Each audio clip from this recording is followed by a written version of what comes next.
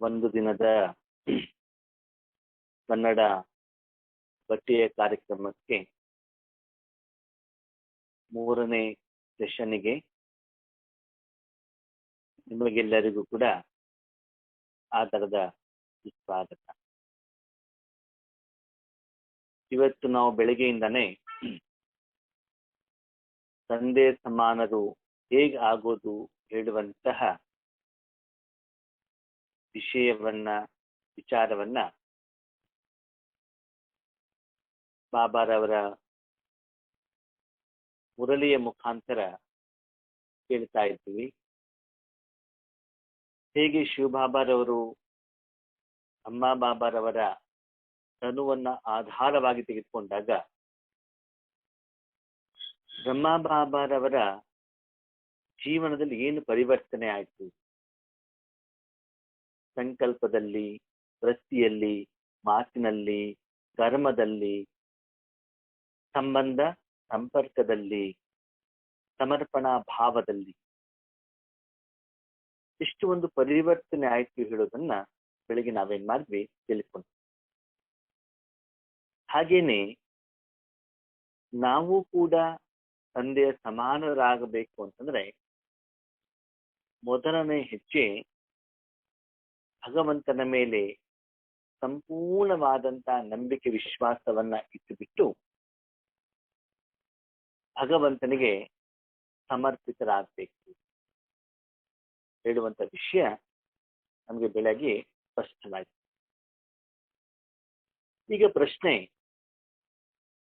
ಭವಿಷ್ಯದಲ್ಲಿ ಬ್ರಹ್ಮ ಬಾಬಾರವರಿಗೆ ಸತ್ಯುಗದ ಸಿಂಹಾಸನ ಸಿಗತ್ತೆ, ಅವರು ನಾರಾಯಣ ಆಗ್ತಾರೆ, ಕೃಷ್ಣ ಆಗ್ತಾರೆ, ಸರಿ. ಆದರೆ ವರ್ತಮಾನ ಸಮಯದಲ್ಲಿ ಬ್ರಹ್ಮ ಬಾಬಾರವರ ಜೀವನದಲ್ಲಿ ಆಗಿರುವಂತ ಬದಲಾವಣೆ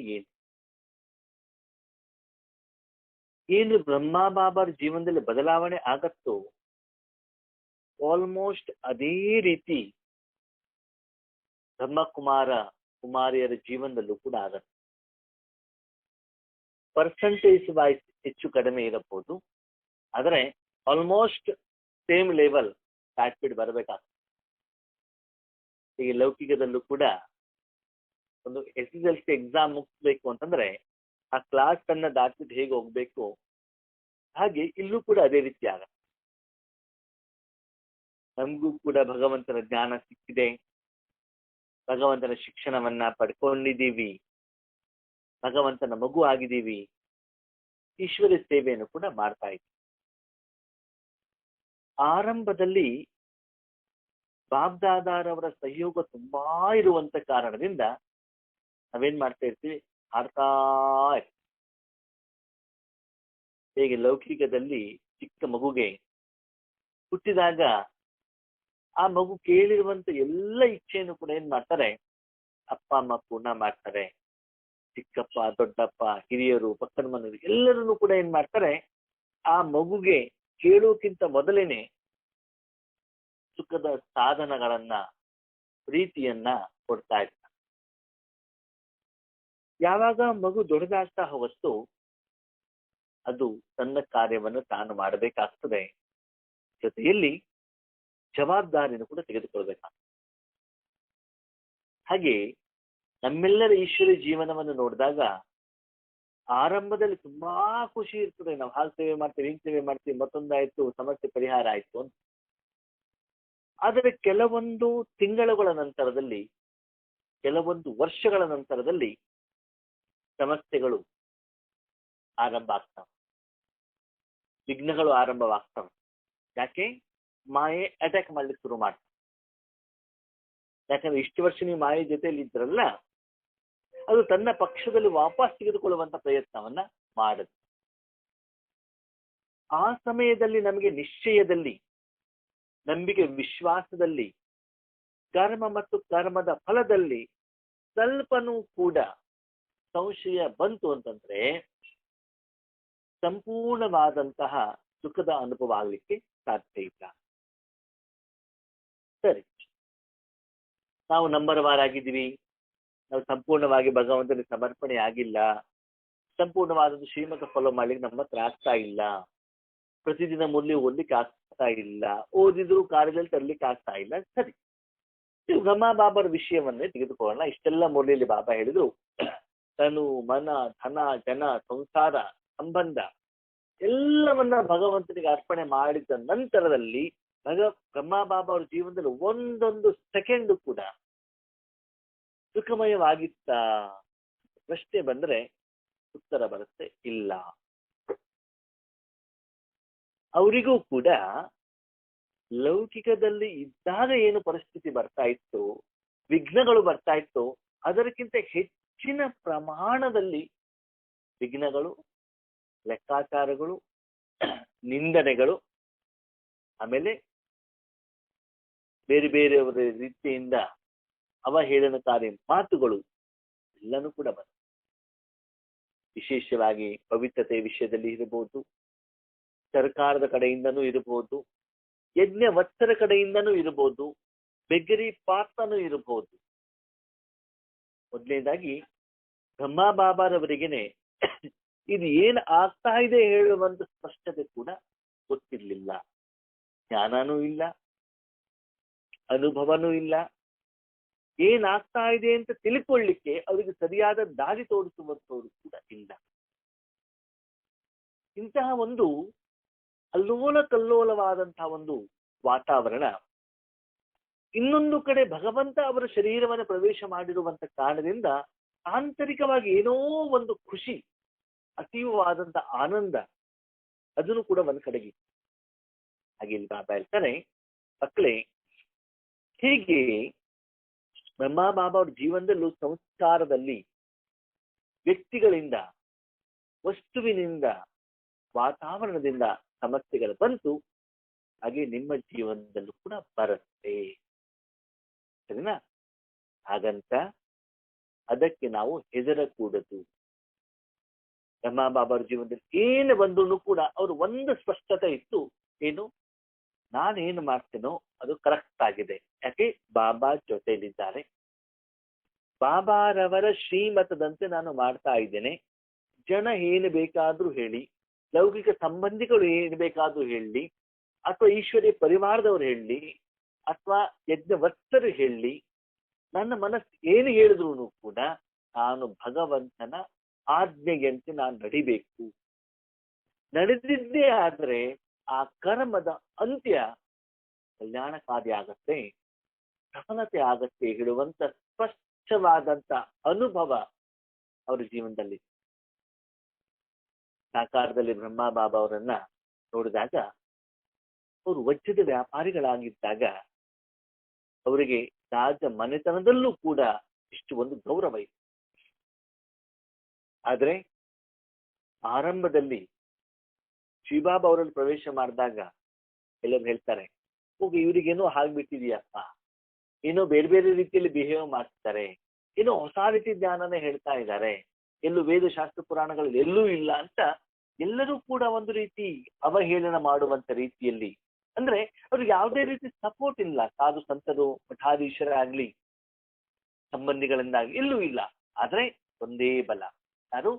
ಏಕ್ ಬಾಪ್ ದುಸ್ತಾನ. ಹಾಗೆ ಮಕ್ಕಳೇ, ನಿಮಗೂ ಕೂಡ ಈಶ್ವರಿಯ ಜೀವನದಲ್ಲೂ ಸಹ ಹೆಜ್ಜೆ ಹೆಜ್ಜೆಗೂ ಕೂಡ ವಿಭಿನ್ನವಾಗಿರುವಂತಹ ರೂಪದಲ್ಲಿ ಪರೀಕ್ಷೆಗಳು, ವಿಘ್ನಗಳು, ಪರಿಸ್ಥಿತಿಗಳು, ತೊಂದರೆಗಳು, ನೋವುಗಳು, ಮಾತುಗಳು ಬರಬಹುದು. ಆದರೆ ಭಗವಂತನ ಮೇಲೆ ಅಚಲವಾದಂತ ನಂಬಿಕೆ, ವಿಶ್ವಾಸ ಇಟ್ಕೊಂಡು ಹೋಗಿದ್ದೆ ಆದ್ರೆ ಖಂಡಿತವಾಗ್ಲೂ ಕೂಡ ನಿಮ್ಮ ಆ ಜೀವನದ ಆ ವೈಯಕ್ತಿಕ ಕರ್ಮದ ಅಂತ್ಯ ಖಂಡಿತವಾಗ್ಲೂ ಸಫಲವಾಗಿರುತ್ತದೆ. ಅದಕ್ಕಾಗಿ ಆಂತರಿಕವಾಗಿ ನಿಮ್ಗೇನಿರ್ಬೇಕು, ಜೋ ಹೋತಾಯ ಕಲ್ಯಾಣ, ಏನಾಗತ್ತೋ ಕಲ್ಯಾಣಕ್ಕೋಸ್ಕರ. ಯಾಕೆ? ನಮ್ಮ ಜೊತೆ ಯಾರಿದ್ದಾರೆ? ಭಗವಂತ ಇದ್ದಾರೆ. ಭಗವಂತ ಹೇಳ್ದಾಗೆ ನಾನು ಮಾಡ್ತಾ ಇದ್ದೇನೆ, ಭಗವಂತನೇ ಮಾಡ್ತಾ ಇದ್ದಾರೆ ಅಂತ ಬಾಯಿಂದ ಹೇಳೋದಲ್ಲ.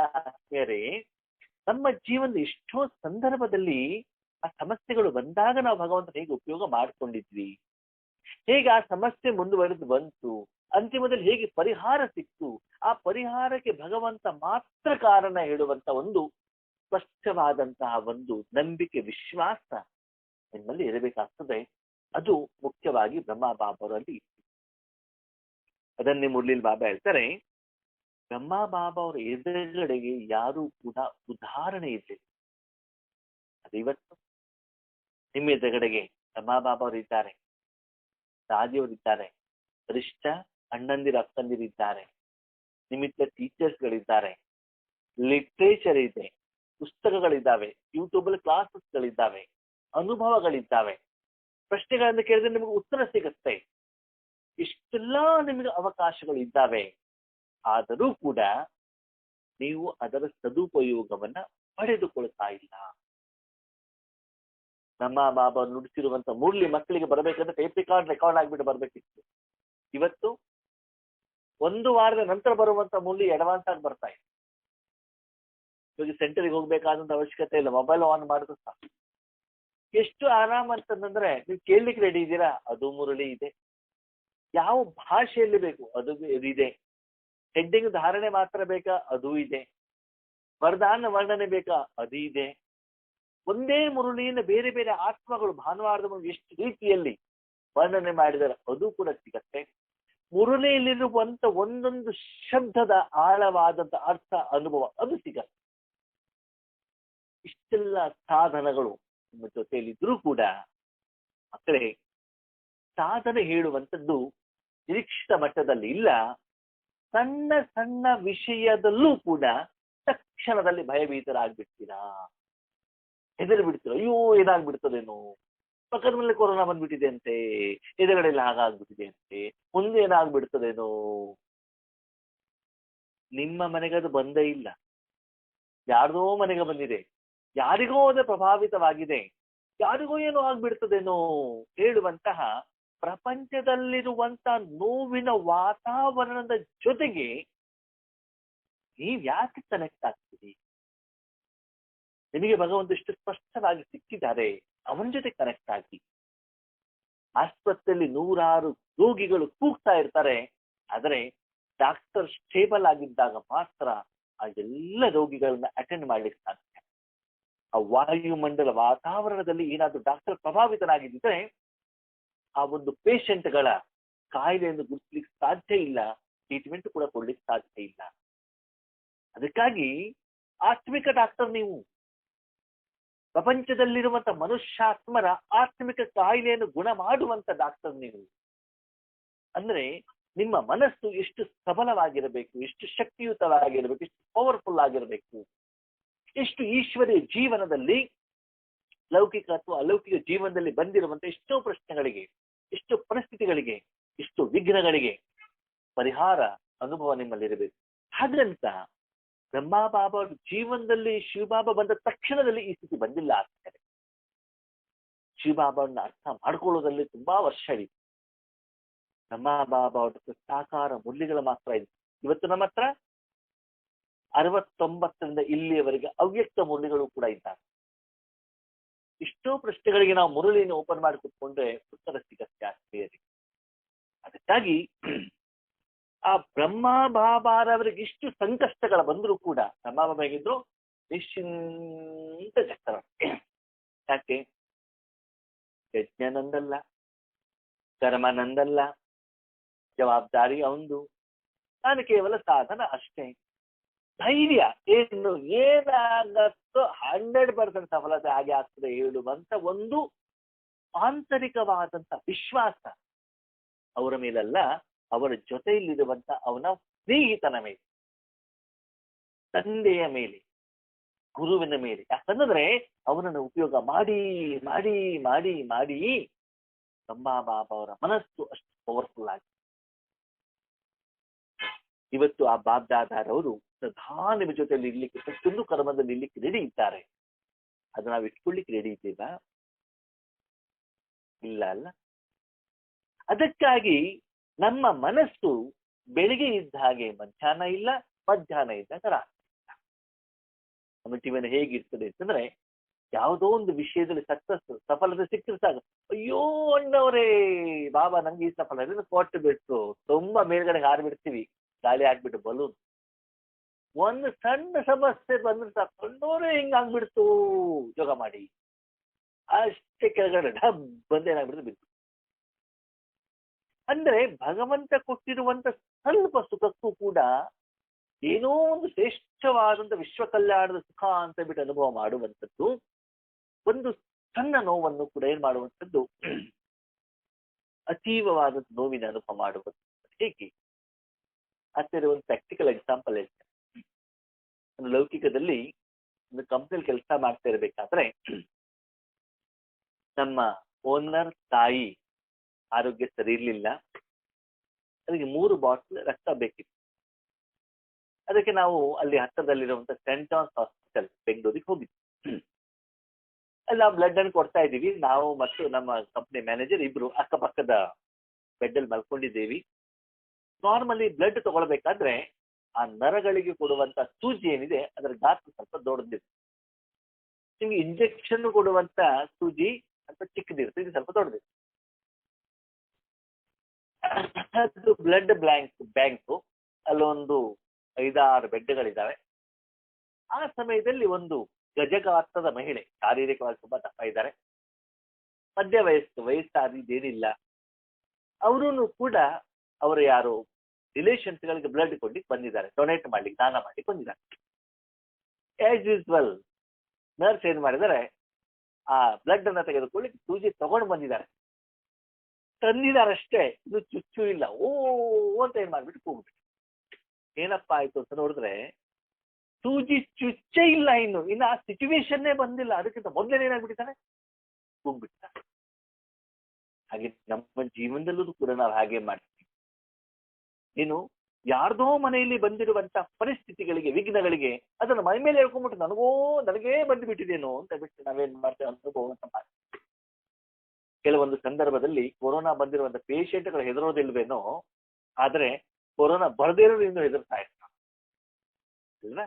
ಅದಕ್ಕಾಗಿ ಆದ್ಮೇಲೆ ನಿಮ್ಮ ಜೀವನವನ್ನು ಚೆಕ್ ಮಾಡ್ಕೊಳ್ಳಿ. ಅಂದ್ರೆ ಬಾಬೆಯಲ್ಲಿ ಸ್ಪಷ್ಟವಾದ ಒಂದು ಮಾತನ್ನ ಏನ್ ಹೇಳ್ತಾರೆ ಅಂತಂದ್ರೆ, ನೀವು ಸರ್ವಸ್ವವನ್ನು ಭಗವಂತನಿಗೆ ಅರ್ಪಣೆ ಮಾಡಿ ಕೇವಲ ಈಶ್ವರ ಸೇವೆ ಮಾಡುವುದಷ್ಟೇ ಅಲ್ಲ, ಜೊತೆಯಲ್ಲಿ ನೀವು ನಡೆಯುವಂತಹ ಈ ದಾರಿಯಲ್ಲಿ ಮಾಯೆ ಆಗ್ಲಿ, ನಾಟಕ ಆಗ್ಲಿ, ಅಥವಾ ಎಲ್ಲದಕ್ಕಿಂತ ಮುಖ್ಯವಾಗಿ ಸತ್ಯವಾಗಿ ನೀವೇ ಮಾಡಿರುವಂತ ಕರ್ಮದ ಫಲ ಪ್ರಶ್ನೆಗಳ ರೂಪದಲ್ಲಿ, ತೊಡಕಿನ ರೂಪದಲ್ಲಿ, ವಿಘ್ನಗಳ ರೂಪದಲ್ಲಿ ನಿಮ್ಮ ಎದುರುಗಡೆಗೆ ಬಂದೇ ಬರುತ್ತೆ. ಅದನ್ನು ಕೂಡ ಭಗವಂತನನ್ನೇ ಎದುರುಗಡೆ ಇಟ್ಟು, ಭಗವಂತನ ಮೇಲೆ ನಂಬಿಕೆ ವಿಶ್ವಾಸವನ್ನ ಇಟ್ಟು ನೀವು ಎದುರಿಸಬೇಕಾಗ್ತದೆ. ಅಂದ್ರೆ ಈಶ್ವರ ಜೀವನದಲ್ಲಿ ತೊಡಗಿಸಿದ ಮಾತ್ರಕ್ಕೆ ನಿಮ್ಗೆಲ್ಲಾ ಸುಖದ ದಿನಗಳ ಆರಂಭ ಆಗ್ಬಿಟ್ಟು ದುಃಖನೇ ಇಲ್ಲ ಹೇಳುವಂತದಂತ ವಾತಾವರಣ ಇಲ್ಲ.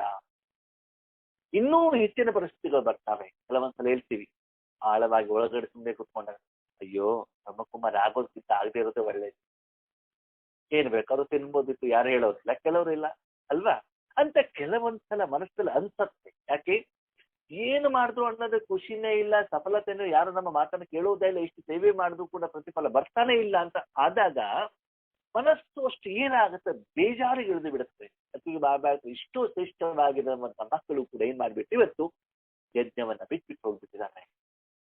ಹಾಗೆ ನಿಮ್ಮ ಜೀವನದಲ್ಲೂ ಕೂಡ ಬರುತ್ತೆ, ಆದರೆ ಇದು ಬ್ರಹ್ಮ ಬಾಬಾ ಅವ್ರ ಜೀವನದಲ್ಲಿ ಬಂದಿಲ್ಲ. ಅದಕ್ಕೆ ಕಾರಣ ಸಮರ್ಪಣಮಯತ. ಅಂದ್ರೆ ಇಲ್ಲಿ ನಮಗೆ ತಿಳ್ಕೊಳ್ಬೇಕಾಗಿರೋ ವಿಷಯ ಏನು, ಈ ಒಂದು ಮಹಾವಾಕ್ಯದಲ್ಲಿ, ಈ ಒಂದು ಪ್ಯಾರದಲ್ಲಿ ಬಾಬಾ ಏನ್ ಹೇಳ್ತಾರೆ, ರಮಾ ಬಾಬಾ ಅವರವರು ಶಿವಬಾಬಾ ಅವನಿಗೆ ಸಂಕಲ್ಪವನ್ನು ಕೊಟ್ಟರು, ವೃತ್ತಿಯನ್ನ ಕೊಟ್ಟಿದ್ದಾರೆ, ಮಾತನ್ನು ಅರ್ಪಣೆ ಮಾಡಿದ್ದಾರೆ, ಕರ್ಮವನ್ನು ಅರ್ಪಣೆ ಮಾಡಿದ್ದಾರೆ, ಸಂಬಂಧ ಸಂಪರ್ಕವನ್ನು ಅರ್ಪಣೆ ಮಾಡಿದ್ದಾರೆ, ಎಲ್ಲಾ ಸಾಧನವನ್ನು ಅರ್ಪಣೆ ಮಾಡಿದ್ರು, ಕರ್ಮವನ್ನು ಅರ್ಪಣೆ ಮಾಡಿ ಕರ್ಮದ ಫಲವನ್ನೂ ಕೂಡ ಭಗವಂತನಿಗೆ ಅರ್ಪಣೆ ಮಾಡಿ. ಅದು ನಾವಿಲ್ಲೇನ್ ಮಾಡ್ತೀವಿ, ಎಲ್ಲಾ ಬಾಬನಿಗೆ ಹೇಳುವ ಕರ್ಮದ ಫಲ ಬರ್ಬೇಕಾದ್ರೆ ಅಯ್ಯೋ ಏನಾಗ್ಬಿಡ್ತದೇನೋ ಹೇಳುವಂತ ಒಂದು ಆತಂಕ, ಅಸಮಾಧಾನ, ಭಯ, ಹೆದರಿಕೆ ಹೇಳುವಂತ ಒಳಗಡೆಗಿರ್ತದೆ. ಅಂದ್ರೆ ಇಲ್ಲಿ ಬಾಬಾ ಹೇಳ್ತಾರೆ, ಎಲ್ಲೆಲ್ಲಿ ಮಕ್ಕಳೇ ನಿಮ್ಮ ಮನಸ್ಸು ಚಂಚಲವಾಗ್ತದೆ, ಬಾಬನಿಂದ ನೀವು ದೂರ ಆಗ್ತೀರಾ. ಲೌಕಿಕದ ಕಡೆಗೆ, ಚಿಂತೆಯ ಕಡೆಗೆ ಹೇಗೆ ನೀವು ಪ್ರಭಾವಿತರಾಗ್ತೀರಾ ಹೇಳುವಂತ ವಿಷಯವನ್ನ ಬಾಬಾ ಹೇಳ್ತಿದ್ದಾರೆ. ಅಂದ್ರೆ ಇಲ್ಲಿ ತುಂಬಾ ಖುಷಿಯಾದಾಗ್ಲೂ ಕೂಡ ನಾನು ಮಾಡಿದ್ದು ಹೇಳುವಂತ ಅಭಿಮಾನ ನಮ್ಮ ಬರಲಿಲ್ಲ. ತುಂಬಾ ದುಃಖ ಆದಾಗ್ಲೂ ಕೂಡ ಹೌದು ನಂದು ಯಜ್ಞಾನಪ್ಪ, ನಾನು ಬೇಕು, ಈ ಸಮಸ್ಯೆ ನಾನು ಯೋಚನೆ ಮಾಡಬೇಕು ಹೇಳುವಂತ ಅತೀವವಾದಂತ ಚಿಂತನೆನೂ ಕೂಡ ನಮ್ಮ ಬಾಬರಿಗೆ ಬಂದಿಲ್ಲ. ಹಾಗಂತ ಹುಡುಗಾಟಿಕೆಯಲ್ಲಿ ಹೆಂಗಂದ್ರು ಬಾಬಂದಲ್ವಾ, ಬಾಬಾ ನೋಡ್ಕೊಳ್ತಾರಲ್ವಾ ಅಂತ ಹೇಳ್ಬಿಟ್ಟು ಹುಡುಗಾಟಿಕೆಯಲ್ಲಿ ಅಲ್ಬೇಲಾ ಪ್ಯಾನಲ್ ಇರೋದಲ್ಲ. ಸಮಯದ ಅನುಸಾರದಲ್ಲಿ ಬಾಬಾರವರು ಮುರಳಿಯ ಮುಖಾಂತರ ಏನು ಶ್ರೀಮತವನ್ನು ಕೊಡ್ತಾ ಹೋಗ್ತಾರೋ ಆ ಒಂದು ಶ್ರೀಮತದ ಆಧಾರ, ಭಗವಂತನ ಶಕ್ತಿ, ಸಹಯೋಗ, ಒಂದು ಬಲ ಮತ್ತು ಒಂದು ಕ್ರೋಧ, ಇದರ ಆಧಾರದಲ್ಲಿ ನೀವು ಮುಂದುವರಿತಾ ಹೋದ್ರೆ ಆ ಪರಿಸ್ಥಿತಿನೂ ಕೂಡ ನಿಮಗೆ ಸ್ವಸ್ಥಿತಿಯಾಗಿ, ಸ್ವರೂಪವಾಗಿ, ಸಿದ್ಧಿಯಾಗಿ, ಸಫಲವಾಗ್ಬಿಟ್ಟು ಪರಿವರ್ತನೆ ಆಗ. ಅಂದ್ರೆ ನಮ್ಮ ಬಾಬಾವರ ಜೀವನ ಬಾಬನಿಗೆ ಅರ್ಪಣೆ ಮಾಡಿದ ತಕ್ಷಣದಲ್ಲಿ ರತ್ನ ಕಂಬಳೆ ಹಾಸದಾಂಗ ಏನು ಸಹಜವಾಗಿರ್ಲಿಲ್ಲ. ಅವರಿಗೂ ಕೂಡ ಒಂದೊಂದು ಹೆಜ್ಜೆಯಲ್ಲೂ ಕೂಡ ಪರಿಸ್ಥಿತಿಗಳು ಬಂದಿತ್ತು. ಆದರೂ ಆ ಪರಿಸ್ಥಿತಿಯಲ್ಲೂ ಬ್ರಹ್ಮ ಬಾಬಾ ಆಂತರಿಕವಾಗಿ ಏನಾಗಿದ್ರು, ಸ್ಟ್ರಾಂಗ್ ಆಗಿ. 1969 ಜ್ಞಾನ ಎಷ್ಟು ಸ್ಪಷ್ಟವಾಗಿತ್ತು, ಇವತ್ತು ಜ್ಞಾನದ ಎಷ್ಟು ಸ್ಪಷ್ಟೀಕರಣ ಇದೆ. ಅದಕ್ಕೆ ಬಾಬಾ ಹೇಳ್ತಾರೆ, ಮಕ್ಕಳು ಇವತ್ತು ನಿಮ್ಮ ಎದುರಿಗೆ ಎಷ್ಟೋ ಉದಾಹರಣೆಗಳಿದ್ದಾವೆ, ಎಷ್ಟು ಸಂಯೋಗ ಇದೆ.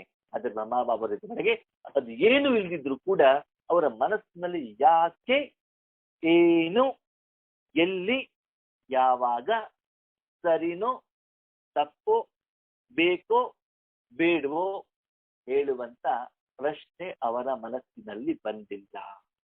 ಅಂದರೆ ಶಿವಬಾಬಾ ಏನು ಹೇಳ್ತಿದ್ರು ಅದನ್ನ ಆಸ್ ಇಟ್ ಇಸ್ ತಮ್ಮ ಜೀವನದಲ್ಲಿ ಕಾರ್ಯದಲ್ಲಿ ತರ್ತಾ ಇದೆ.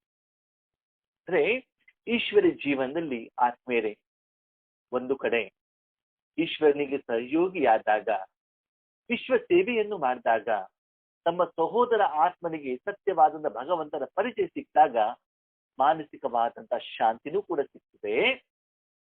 ಜೊತೆಯಲ್ಲಿ ಅದೇ ಸಂದರ್ಭದಲ್ಲಿ ನೀವೇ ಮಾಡಿರುವಂತ 63 ಜನ್ಮದ ಲೆಕ್ಕಾಚಾರ ನಿಮ್ಮ ಎದುರುಗಡೆಗೆ ವಿಘ್ನದ ರೂಪದಲ್ಲೂ ಕೂಡ ಬರ್ತದೆ. ಆವಾಗ ಇದು ಎರಡನ್ನೂ ಕೂಡ ನಾವು ಭಗವಂತನಿಗೆ ಅರ್ಪಣೆ ಮಾಡುವಂತಹ ಒಂದು ಜ್ಞಾನ, ವಿವೇಕ, ಬುದ್ಧಿ ನಮ್ಮಲ್ಲಿ ಇರಬೇಕಾಗ್ತದೆ. ಆವಾಗ ಮಾತ್ರ ಪ್ರಪಂಚದಲ್ಲಿ ಯಾವುದೇ ರೀತಿಯಲ್ಲಿ ಏನು ಆದ್ರೂ ಕೂಡ ಆತ್ಮೇಲೆ ಅದರ ಪ್ರಭಾವ ನಿಮ್ಮ ಮೇಲೆ ಇರೋದಿಲ್ಲ. ನಮ್ಮ ಬಾಬಾ ಜೀವನದಲ್ಲಿ ಅಂತಿಮದಲ್ಲಿ ಏನಿತ್ತು, ಮೈಯರ್ ಬಾಬಾ ಅಷ್ಟೇ, ನಾನು ಆ ಸುಖವನ್ನ ಅನುಭವಿಸಬೇಕು. ನಮ್ಮ ಜೀವನದಲ್ಲಿ ಎಷ್ಟೊಂದು ಸುಖ ಇದೆ. ಇವತ್ತು ಮಾವಿನ ಹಣ್ಣಿನ ಸೀಸನ್, ಕೈಲಿ ಮಾವಿನ ಹಣ್ಣು ತಗೊಳ್ಳಿ, ಕಟ್ ಮಾಡಿ ಮಸ್ತಾಗಿ ತಿನ್ನಿ, ಚಿಂತೆನೆ ಬೇಡ ನಿಮಗೆ. ಫ್ಯಾನ್ ಹಾಕೊಂಡಿದ್ದೀರಾ, ಫ್ಯಾನ್ ಸುಖವನ್ನ ಅನುಭವಿಸಿ. ರಾತ್ರಿ ಮಲ್ಕೊಂಡಾಗ ನಿಶ್ಚಿಂತವಾದ ನಿದ್ರೆಯನ್ನ ಮಾಡಿ. ಇವತ್ತು ನಮ್ಗೆ ಏನಾಗ್ತಾ ಇದೆ, ಎಲ್ಲಾ ಸಾಧನಗಳಿದ್ರೂ ಕೂಡ ಅಯ್ಯೋ ನಾಳೆ ಏನಾಗ್ಬಿಡ್ತದೇನೋ, ಈ ಕೆಲಸ ಇನ್ನೂ ಹೀಗೆ ಉಳಿದಿದೆಯಲ್ಲ, ಬಾಬನಿಗೆ ಹೇಳಿದ್ರು ಕೂಡ ಮುಂದೆ ಹೋಗ್ತಾ ಇಲ್ವಲ್ಲ. ಇನ್ನು ನಮ್ಮಂತವ್ರಿಗಂತ ಇನ್ನೂ ಹೆಚ್ಚಿಗೆ ಸಮಸ್ಯೆ. ನಿಮ್ ಸಮಸ್ಯೆ, ನಿಮ್ಗೆ ಮದುವೆ ಆಗಿದೆ, ಮಕ್ಕಳಾಗಿದ್ದಾರೆ, ಸಂಸಾರ ಇದೆ ಇದೆ, ನಿಮ್ಗೇನ್ ಸಮಸ್ಯೆ? ನಮ್ದೇನ್ ಸಂಸಾರ ಇಲ್ಲ, ಆದ್ರೆ ನಿಮ್ ಸಂಸಾರದ ಎಲ್ಲವನ್ನ ನನ್ನ ತಲೆ ಮೇಲೆ ಹಾಕ್ತಿರಲ್ಲ. ಏನಂತ ಅನ್ನೋರೆ ಸ್ವಲ್ಪ ಬಾಬನಿಗೆ ಹಿಂಗ್ ಹೇಳ್ತೀರಾ, ಅವ್ರಿಗೆ ಹಿಂಗ್ ಹೇಳ್ತೀರಾ, ಈ ಸಮಸ್ಯೆ ಪರಿಹಾರ ಮಾಡ್ತೀರಾ ಅಂತ ಹೇಳ್ತಿರಲ್ಲ. ಅವಾಗ ಅದೆಲ್ಲ ಯಾವ್ಯಾವ ಸಮಸ್ಯೆ ಏನೇನಾಗಿದೆ ಅಂತ ಬಾಬನಿಗೆ ರಿಪೋರ್ಟ್ ಮಾಡ್ತಾ ಇರ್ಬೇಕು, ನಾವು ಹೇಳ್ತಾ ಇರ್ಬೇಕು. ನಮ್ಮನೆ ಸಮಸ್ಯೆ ಎಲ್ಲ, ಊರ ಸಮಸ್ಯೆ ಕೂಡ ನಮ್ಮ ತಲೆ ಮೇಲೆ ಬಂದಿತ್ತು. ಆದರೆ ಒಂದು ಆಂತರಿಕವಾದ ಖುಷಿ ಏನಿರ್ತದೆ ಅಂತಂದ್ರೆ, ಬಾಬಾ ನಮ್ಮ ಮೂಲಕ ಏನು ಹೇಳಿದಾರೋ ಅದು ಸರಳವಾಗಿ, ಸಹಜವಾಗಿ, ಸಫಲತೆಯಲ್ಲಿ ಮುಕ್ತಾಯವಾಗ್ತದೆ ಹೇಳುವಂತ ಅತೀವವಾದಂತ ನಂಬಿಕೆ, ವಿಶ್ವಾಸ ಇದೆ. ಹಾಗೆ ಬೇರೆಯವರಿಗೆ ದುಃಖದ ಸಂದರ್ಭದಲ್ಲೂ ನೀವು, ಕಷ್ಟದ ಸಂದರ್ಭದಲ್ಲೂ ಕೂಡ ಸಹಯೋಗಿ ಆಗ್ಬೇಕು. ಅವರಿಗೆ ದುಃಖ ದೂರ ಮಾಡುವಂತಹ ಭಗವಂತನ ಕಾರ್ಯದಲ್ಲೂ ಸಹಯೋಗಿ ಆಗ್ಬೇಕು. ಅಥವಾ ಅವರಿಗೆ ಒಳ್ಳೆಯದಾಗುವಂಥದ್ದು, ಆತ್ಮಿಕವಾಗಿ ಶಕ್ತಿಯನ್ನು ತುಂಬಿಸುವಂಥದ್ದು, ಆ ಕಾರ್ಯದಲ್ಲೂ ಕೂಡ ನೀವೇನಾಗ್ಬೇಕಾಗ್ತದೆ, ಸಹಯೋಗಿ ಆಗ್ಬೇಕಾಗ್ತದೆ. ಅಂದ್ರೆ ಆತ್ಮೀಯರ ಜೀವನದಲ್ಲಿ ಸುಖ ದುಃಖ, ನೋವು ನಲಿವು ಎಲ್ಲಾನು ಇರ್ತದೆ. ಕಾಯಿಲೆ ಬಂತು ಅಂತ ಕೂಗ್ತಾ ಕೂತ್ಕೊಂಡು ಏನು ಮಾಡ್ಲಿಕ್ಕೆ ಆಗಲ್ಲ. ಅದಕ್ಕೆ ಪರಿಹಾರ ಏನು ಅಂತ ತಿಳ್ಕೊಂಡ್ಬಿಟ್ಟು ಆ ಪರಿಹಾರವನ್ನ ನಾನು ಮಾಡ್ಕೊಳ್ಬೇಕಾಗ. ಹಾಗೆ ಇಲ್ಲಿ ಬಾಬಾ ಹೇಳ್ತಾರೆ ಪ್ರತಿಯೊಂದು ವಿಷಯದಲ್ಲೂ ಕೂಡ ಫಾಲೋ ಮಾಡಿ. ಅದಕ್ಕೆ ಒಂದು ಬಾಬಾ ಮಾತನ್ನಿರ್ತಾರೆ, ನಮ್ಮ ಬಾಬಾ ಅವ್ರು ಏನ್ ಮಾಡಿದಂತೆ, ಸಮರ್ಪಣೆ ಅಂತಂದ್ರೆ ಏನು, ಈಶ್ವರ್ಯ ಕಾರ್ಯ ಮಾಡಿದ ನಂತರದಲ್ಲಿ ಬರುವಂತ ಫಲವನ್ನು ಕೂಡ ಅವ್ರೇನ್ ಮಾಡ್ತಿದ್ರಂತೆ ಸಮರ್ಪಣೆ ಮಾಡ್ತಾರೆ. ದಾನಕ್ಕೂ ಬಿ ದಾನ ಕರ್ತಿದ್ವಿ, ನೀವಿನ್ನೊಂದು ದಾನ ಮಾಡ್ತಿರಲ್ಲ, ಆ ದಾನದಿಂದ ಬರುವಂತ ಫಲವನ್ನು ಕೂಡ ಏನ್ ಮಾಡ್ತಿರ್ಲಿಲ್ಲ ನಮ್ಮ ಬಾಬಾ ಸ್ವೀಕಾರ ಮಾಡಿದೇನೆ ತನ್ನ ಮಕ್ಕಳಿಗೋಸ್ಕರ ಕೊಡ್ತಾ ಇದ್ರು ಅಥವಾ ತಮ್ಮ ಅಕೌಂಟ್ ಅಲ್ಲಿ ಜಮಾ ಮಾಡಿಟ್ಕೊಳ್ತಾ ಇದ್ರು. ಹೀಗೆ ನೀವು ನಿಮ್ಮ ಈಶ್ವರಿ ಜೀವನದಲ್ಲಿ ಎಷ್ಟರ ಮಟ್ಟಿಗೆ ಇಷ್ಟು ಪರಿಪಕ್ವ ಆಗಿದ್ದೀರಿ ಅಂತ ಚೆಕ್ ಮಾಡಿ. ನಿಮ್ಮ ಮನೆಯಲ್ಲಿರುವಂತ ಮಕ್ಕಳು 10 ಗಂಟೆ ಬರೋದು 11 ಗಂಟೆಗೆ ಬಂದಿಲ್ಲ ಅಂದ್ರೆ ಎಷ್ಟೋ ಟೆನ್ಷನ್ ಬಂದ್ಬಿಡುತ್ತೆ, ಏನಾಗ್ಬಿಡುತ್ತೆ ಇವರಿಗೆ ಅಂತ. ಒಂದು ಮಾತು ಹೇಳಲಿಕ್ಕೆ ಆಗಲ್ವಾ? ಫೋನ್ ಬೇರೆ ಸ್ವಿಚ್ ಆಫ್ ಮಾಡಿ ಇಟ್ಬಿಟ್ಟಿದ್ದಾನೆ, ಅದು ಏನೇನೋ ಸಂಕಲ್ಪಗಳು ನಡೀತವೆ. ಅದು ಬಾಬಾ ಹೇಳ್ತಾರೆ, ನಮ್ಮ ಬಾಬಾ ಅವ್ರ ಜೀವನದಲ್ಲಿ ಬೆಳಿಗ್ಗೆ 11 ಗಂಟೆವರೆಗೂ ಕೂಡ ಯಜ್ಞದಲ್ಲಿ ರೊಟ್ಟಿ ಮಾಡ್ಲಿಕ್ಕೆ ಇಟ್ಟಿಲ್ಲ. 305 ಜನ ಭಕ್ತರಿದ್ದಾನೆ. ಮಧ್ಯಾಹ್ನ ಏನು ಊಟ ಮಾಡಬೇಕು ಅಂತ ಯೋಚನೆ. ನಮ್ಮ ಯೋಚನೆ ಏನು ಅಂತಂದ್ರೆ, ಅಣ್ಣವರೇ ಲಾಕ್ಡೌನ್ ಎಷ್ಟಿಂದ ಕಂಟಿನ್ಯೂ ಆಗ್ತದೆ, ಹಾಲು ಸ್ಟಾಕ್ ಮಾಡಿ ಇಟ್ಕೊಳ್ಬೇಕಾ, ತರಕಾರಿ ಸ್ಟಾಕ್ ಮಾಡಿ ಇಟ್ಕೊಳ್ಬೇಕಾ, ಅಕ್ಕಿ ಬೇಕೋ ಬೇಳೆ ಬೇಕು, ಹಣ ಬೇಕೋ ಬಟ್ಟೆ ಬೇಕು ಅಂತ 3 ತಿಂಗಳ ನಂತರದ ಯೋಚನೆ ನಮ್ಗೆ ಇವತ್ತೇ. ಅದು ಬ್ರಹ್ಮ ಬಾಬಾ ಅವರಿಗೆ ಅದ್ಯಾವುದೂ ಯೋಚನೆ ಇಲ್ಲ. ಹಾಗಂತ ಮನಸ್ಸಿಗೆ ಬೇಕಾದಾಗ ಗೆಲ್ಲಬೇಕು ಅಂತ ಬಾಬಾ ಇಲ್ಲಿ ಹೇಳಿಲ್ಲ. ಅಂದ್ರೆ ಸ್ಪಷ್ಟ ಮಾತು ಏನು ಅಂತಂದ್ರೆ, ಏನೇ ವಿಷಯಗಳಿದ್ರೂ ಕೂಡ ಅವರ ಮನಸ್ಸು ಚಂಚಲ ಆಗ್ತಾ ಇರ್ಲಿಲ್ಲ. ಕಾರಣ ಬಾಬಾ ಅಷ್ಟೇ, ಅದೊಂದೇ, ಬೇರೆ ಏನು ವ್ಯತ್ಯಾಸ ಇಲ್ಲ. ಈಗ ಭಗವಂತನ ಪ್ರಶ್ನೆ ನೀವು ಚೆಕ್ ಮಾಡ್ಕೊಳ್ಳಿ. ಸುಖ ಬಂದಾಗಲಾಗ್ಲಿ, ಸಮಸ್ಯೆ ಬಂದಾಗಲಿ, ನಿಮ್ಮ ಮತ್ತು ಆ ಸಮಸ್ಯೆ ಮತ್ತು ಸುಖದ ನಡುವೆ ಯಾರಿದ್ದಾರೆ? ನಾನು ಹೇಳುವಂತ ಅಭಿಮಾನ ಇದೆಯಾ? ಲೌಕಿಕ ಸಂಬಂಧಿಗಳಿದಾರ? ಜ್ಞಾನ ಇದೆಯಾ? ಅಹಂಕಾರ ಇದೆಯಾ? ಬಾಬಾ ಹೇಳಿದನ್ನ ಅರ್ಥ ಮಾಡಿ ಒಂದು ವಿಷಯ ತಿಳ್ಕೊಂಡು. ಅದು ಕೆಲವೊಂದ್ಸಲ ಹೇಳ್ತೀವಿ, ಅಣ್ಣವ್ರೆ ನಾವು ಬಾಬಾ ಬಾಬಾ ಬಾಬಾ ಅಂತಂದ್ರೂ ಕೂಡ ಕೆಲವೊಂದು ಕರ್ಮಗಳು ಸಫಲ ಆಗೋದಿಲ್ಲ. ಯಾಕೆ?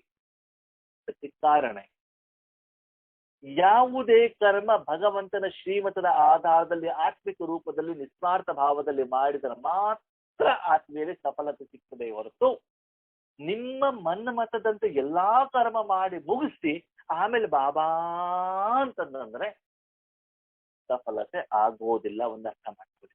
ಆರಂಭದಿಂದನೂ ಕೂಡ ಏನ್ ಮಾಡ್ಬೇಕು? ಭಗವಂತ ಹೇಳಿರುವಂತ ಮಾರ್ಗದಲ್ಲೇ ಮುಂದುವರಿಬೇಕಾಗ್ತದೆ. ನಿಮ್ಮಲ್ಲಿ ಸಿಕ್ಕಿರುವಂತ ಯಾವುದೋ ಒಂದು ಮಾವಿನ ಬೀಜವನ್ನ ಮನೆಗೆ ತಂದು ನೆಚ್ಚಿಬಿಟ್ಟು ದೊಡ್ಡದಾದ ಮೇಲೆ ಮಾವಿನ ಹಣ್ಣು ಕೊಳ್ತಿರೋದು ಹುಳಿ ಮಾವಿನ ಹಣ್ಣು ಬಂದ್ಮೇಲೆ ಬಾಬಾ ಈ ಮಾವಿನ ಹಣ್ಣು ಸಿಹಿ ಮಾಡು ಅಂತಂದ್ರೆ ಬಾಬಾ ಏನ್ ಮಾಡ್ತಾರೆ?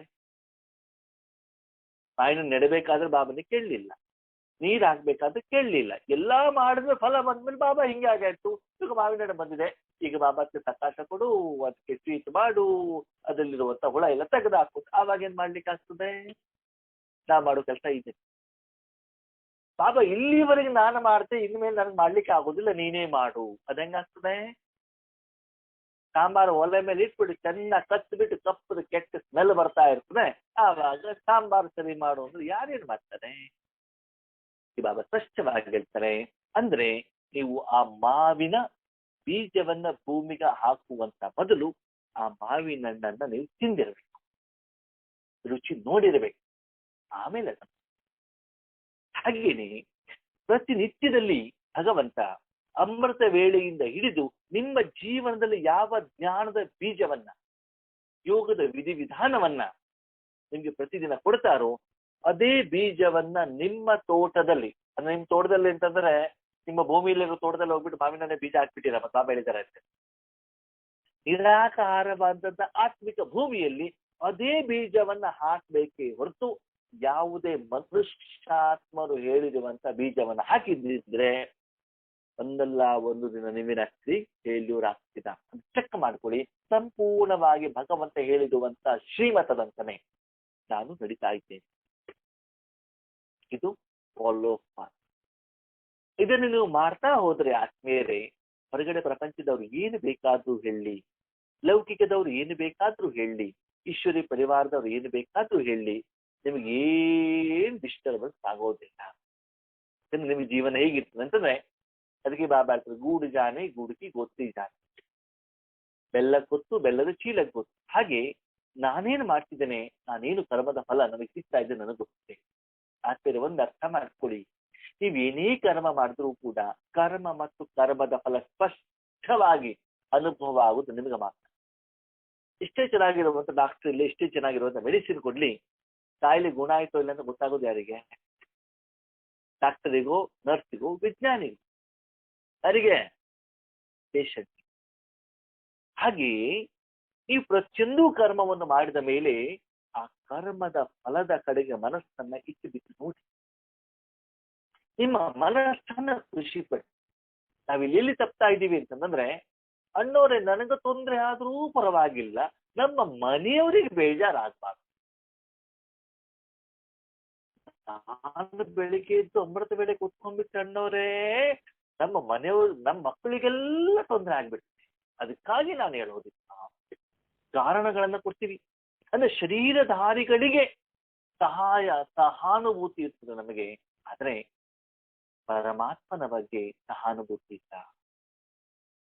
ಆತ್ಮೀಯರೇ, ವಾಸ್ತವಿಕ ಸತ್ಯ ಏನು ಅಂತಂದ್ರೆ, ಅದೇ ಮನೆಯಲ್ಲಿ ನಿಮ್ಮ ಮನೆಯವರು ಮಕ್ಕಳು ಮಲಗಿದಾಗ ಅಮೃತ ವೇಳೆಯಲ್ಲಿ ಎದ್ದು ನೀವು ಯೋಗವನ್ನು ಮಾಡಿದರೆ ಆ ಯೋಗದ ಶಕ್ತಿ ನಿಮ್ಮ ಮನೆಯವರು ಸಹಿತ ಮಕ್ಕಳಿಗೂ ಕೂಡ ಏನ್ ಕೊಡ್ತದೆ? ಪವರನ್ನ. ಇದು ಅರ್ಥ ಮಾಡಿ.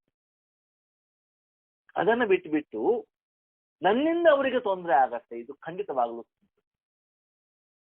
ಸ್ಥೂಲವಾಗಿ ಆ ಒಂದು ರಕ್ತ ಸಂಬಂಧಿಗಳ ಕಡೆಗೆ ನಿಮ್ಗೆ ಎಷ್ಟು ಅತೀವವಾದಂತಹ ಪ್ರೀತಿ ಇದೆಯೋ, ಅದೇ ಪ್ರೀತಿ ಆಧ್ಯಾತ್ಮಿಕದ ಕಡೆನೂ ಕೂಡ ಇರ್ಲಿ. ಆ ಆಹಾರನ್ನು ಕೂಡ ರೆಡಿ ಮಾಡಿ ಅದನ್ನ ಅವರಿಗೆ ನೀವು ಕೊಡಬೇಕಂತ ಬಿಟ್ಟಿಲ್ಲ. ನೀವು ನಿಮ್ಮ ಮನೆಯನ್ನು ಕ್ಲೀನ್ ಮಾಡಿಬಿಟ್ಟು ಅಗರಬತ್ತಿಯನ್ನ ಮನೆಯೊಳಗಡೆ ಹಚ್ಚಿದಿದ್ರೆ, ನಿಮ್ಮ ಮನೆಯವರೇ ಬರ್ಲಿ, ನೆಂಟರೇ ಬರ್ಲಿ, ಮಕ್ಕಳಿಗೆ ಬಂದರೂ ಕೂಡ ಅವರಿಗೆ ಆ ಸುವಾಸನೆ ಪ್ರಭಾವ ಬಿದ್ದೇ ಬೀಳತ್ತೆ. ಅರ್ಥ ಮಾಡ್ಕೊಳ್ಳಿ. ನೀವು ಕ್ಲೀನ್ ಮಾಡಿರುವಂತ ಬಟ್ಟೆ ಮಕ್ಕಳದು ಐರನ್ ಮಾಡ್ಬಿಟ್ಟು ಹಾಕ್ಬಿಟ್ಟು ಕಳಿಸಿದ್ರೆ ಆ ಮಗು ಎಷ್ಟು ಸುಂದರವಾಗಿ ಕಾಣ್ತಾರೆ. ಕಾರಣ ನೀವು ಕ್ಲೀನ್ ಮಾಡಿರುವಂತ ಬಟ್ಟೆ. ಅದೇ ರೀತಿ ಮಾನಸಿಕವಾಗಿ ನೀವು ಮಾಡುವಂತಹ ಒಂದು ಯೋಗದ ಯಜ್ಞ, ವೈಬ್ರೇಷನ್ ಕೂಡ ಆ ಆತ್ಮಗಳನ್ನ ಆತ್ಮಿಕವಾಗಿ ಸಬಲರನ್ನಾಗಿ ಮಾಡ್ತದೆ, ಪವರ್ಫುಲ್ ಆಗಿ ಮಾಡ್ತದೆ. ಆ ಸುಖಾನುಭೂತಿನೂ ಕೂಡ ನಿಮ್ಗೆ ಆಗ್ತದೆ. ಅದರ ಒಂದು ಪ್ರಭಾವ ವಾತಾವರಣದ ಮೇಲೆ, ವಾಯುಮಂಡಲದ ಮೇಲೆ, ಹೊರಗಡೆಗೂ ಕೂಡ ಆಗ್ತದೆ. ಅದಕ್ಕಾಗಿ ಆ ಸತ್ಯತೆಯನ್ನ, ಆ ಸೀಕ್ರೆಟ್ ಅನ್ನ, ಆ ನಿರಾಕಾರತನವನ್ನ ಆತ್ಮೀಯರ ಅರ್ಥ ಮಾಡಿಕೊಳ್ಳಿ. ಅದಕ್ಕಾಗಿ ಬ್ರಹ್ಮ ಬಾಬಾರವರು ಏನು ಮಾಡಿದ್ರು, ಆರಂಭದಲ್ಲಿ ಮಕ್ಕಳನ್ನ ರೆಡಿ ಮಾಡೋದು, ಬಿಲ್ಡಿಂಗ್ ಕಟ್ಟೋದು, ಅದೆಲ್ಲದ ಕಡೆ ಹೆಚ್ಚಿಗೆ ಗಮನವನ್ನ ಕೊಡ್ತಾ ಇದ್ರು. ಕೊನೆಯಲ್ಲಿ ಏನು ಮಾಡಿದ್ರು? ತನ್ನನ್ನು ತಾನೇ ಪರಿವರ್ತನೆ, ಸ್ವಪರಿವರ್ತನ, ಸ್ವಚಿಂತನ, ಸ್ವದರ್ಶನ, ಸ್ವ ಅವಲೋಕನ್, ಸ್ವರೂಪ, ಸ್ವಸ್ಥಿತಿ, ಸ್ವಮತ. ನಿಮ್ಮನ್ನ ನೋಡಿ ದಯವಿಟ್ಟು ನಿಮ್ಮನ್ನ ನೀವು ಚೆಕ್ ಮಾಡ್ಕೊಳ್ಳಿ. ನಿಮಗೆ ನೀವೇ ಮಿತ್ರ, ನಿಮಗೆ ನೀವೇ ಶತ್ರು. ನಿಮ್ಮ ಆಂತರಿಕ ಸ್ಥಿತಿಯನ್ನ ಚೆಕ್ ಮಾಡ್ಕೊಳ್ಳಿ. ಬೇರೆಯವರ ಹೊಗಳಿಕೆಗೆ, ಬೇರೆಯವರ ತೆಗಳಿಕೆಗೆ, ಅವರ ಮಾತಿನ ಮೇಲೆ ದಯವಿಟ್ಟು ಆತ್ಮೇಲೆ ನಂಬಿಕೆ ವಿಶ್ವಾಸವನ್ನ ಇಡಬೇಡಿ. ಎದೆಗಡದ ಕೆಲಸ ಆಗಬೇಕು. ಯಾವ ವ್ಯಕ್ತಿನೇ ಇಲ್ಲಿ, ಯಾವುದೇ ಮನುಷ್ಯಾತ್ಮನೇ ಕೂಡ ಇಲ್ಲಿ ಅವರಿಗೆ ಕೆಲಸವಾಗಬೇಕು ಅಂದ್ರೆ ಬೇಕಾದ ಹಾಗೆ ತೆಂಗಿನಕಾಯಿ, ಇದು ನುಗ್ಗೆಕಾಯಿ ಮರ ಬೇಡ ಅಂತ ಹಂಗೆ ಅವರೇ ಮರ ಹಾಕ್ಬಿಟ್ಟು ಕೆಳಗಡೆ ಕಟ್ ಮಾಡಾಕ್ತಿರ್ತಾರೆ, ಮತ್ತೆ ನಗುತ್ತಾರೆ, ಚಪ್ಪಾಳೆ ಹೊಡಿತಾರೆ. ಗೊತ್ತಿರ್ಲಿ, ಅಂತಿಮ ಸಮಯದಲ್ಲಿ ಪಶ್ಚಾತ್ತಾಪ ಪಡಬೇಡಿ. ಇಲ್ಲಿ ತನ್ನ ಮಾರ್ಗದಲ್ಲಿ ಕರ್ಕೊಂಡು ಹೋಗುವಂತ ಭಗವಂತ ಮಾತ್ರ. ಆ ನಂಬಿಕೆ ವಿಶ್ವಾಸ ಇಲ್ಲಿ ಬರೀ ಬಾಯಲ್ಲಿ ಬಾಬಾ ಬಾಬಾ ಬಾಬಾ ಅಂತಂದ್ರೆ ಏನು ಆಗಲ್ಲ. ಈ ರೀತಿ ನಿಮ್ಮ ಮನಸ್ಸಿನಲ್ಲಿ ಆಂತರಿಕವಾಗಿ ನೀವು ಏನ್ ಮಾಡಬೇಕು? ಚರ್ಚೆ ಮಾಡಬೇಕಾಗ್ತದೆ, ಮಂಥನ ಮಾಡಬೇಕಾಗ್ತದೆ, ಭಗವಂತನ ಜೊತೆಲಿ ಇಟ್ಕೊಳ್ಬೇಕಾಗ್ತದೆ, ಭಗವಂತನನ್ನ ಉಪಯೋಗ ಮಾಡಿಕೊಳ್ಳಬೇಕಾಗ್ತದೆ.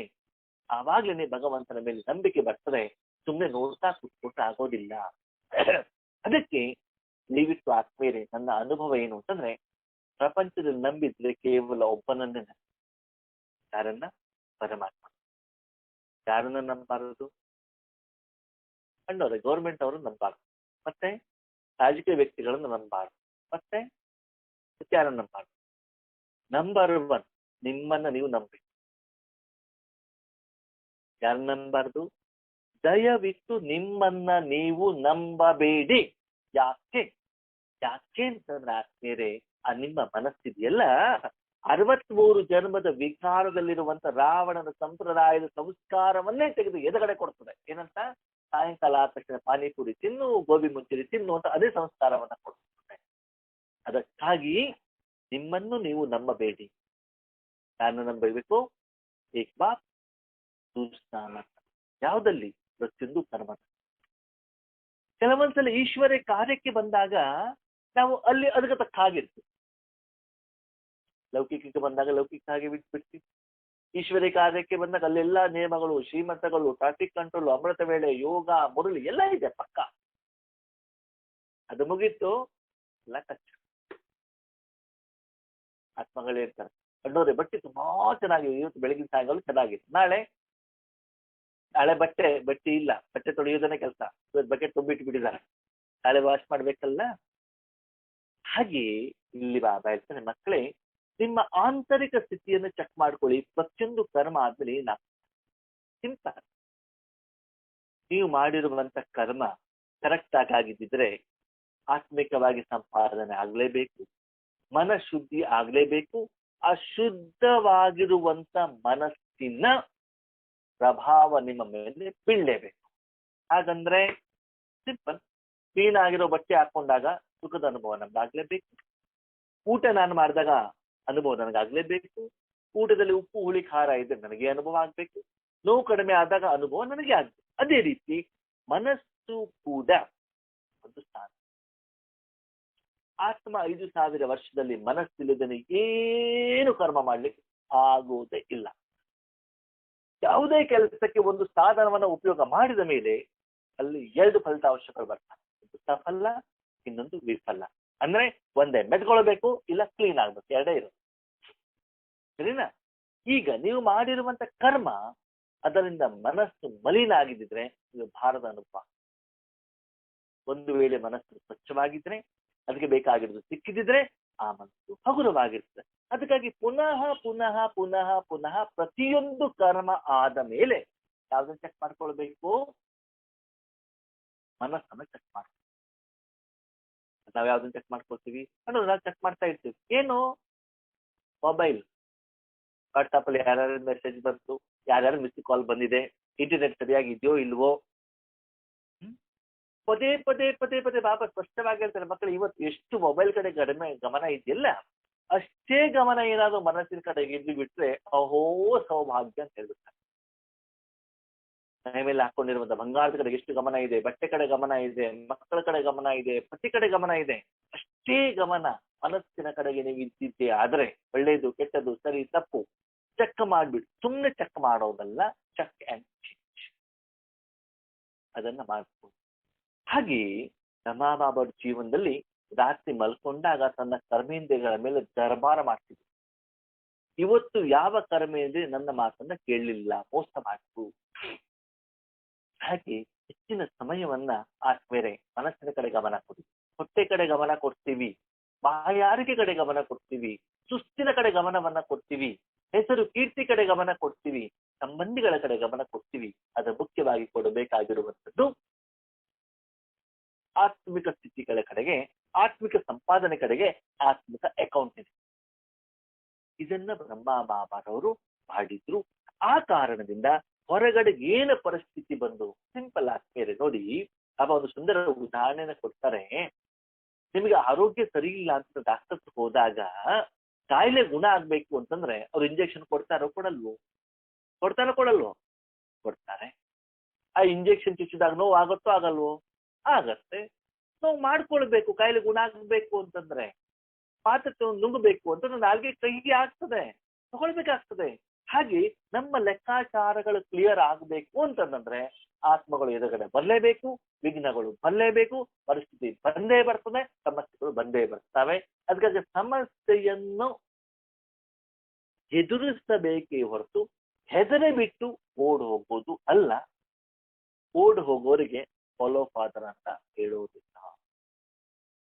ಮಾಡಿದ್ರೆ ಸೇವೆಯ ಸಮಯದಲ್ಲಿ ಎಷ್ಟು ಸದೃಢವಾಗಿರ್ತಿರೋ ಅಚಲ ವಿಶ್ವಾಸ ನಂಬಿಕೆಯಿಂದ ಅಷ್ಟೇ ವಿಶ್ವಾಸ ಸಮಸ್ಯೆ ಬಂದಾಗಲೂ ಕೂಡ ಇರಬೇಕು.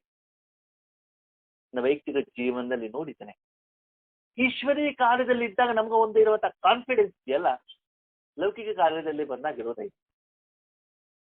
ಸೆಂಟ್ರಲ್ ಹೋದಾಗ ಸೇವೆ ಮಾಡಿ ಈಶ್ವರಿ ಜ್ಞಾನವನ್ನ ಹೇಳಿ ಧೈರ್ಯ ಇರ್ತದೆ, ಏನು ಬಾಬನ ಕಾರ್ಯ ಬಾಬಾ ಮಾಡ್ತಿದ್ದಾರೆ, ಯಾಕಂದ್ರೆ ಬಾಬಾ ಜೊತೆ ಕನೆಕ್ಷನ್ ಆಗ್ಬಿಟ್ಟು.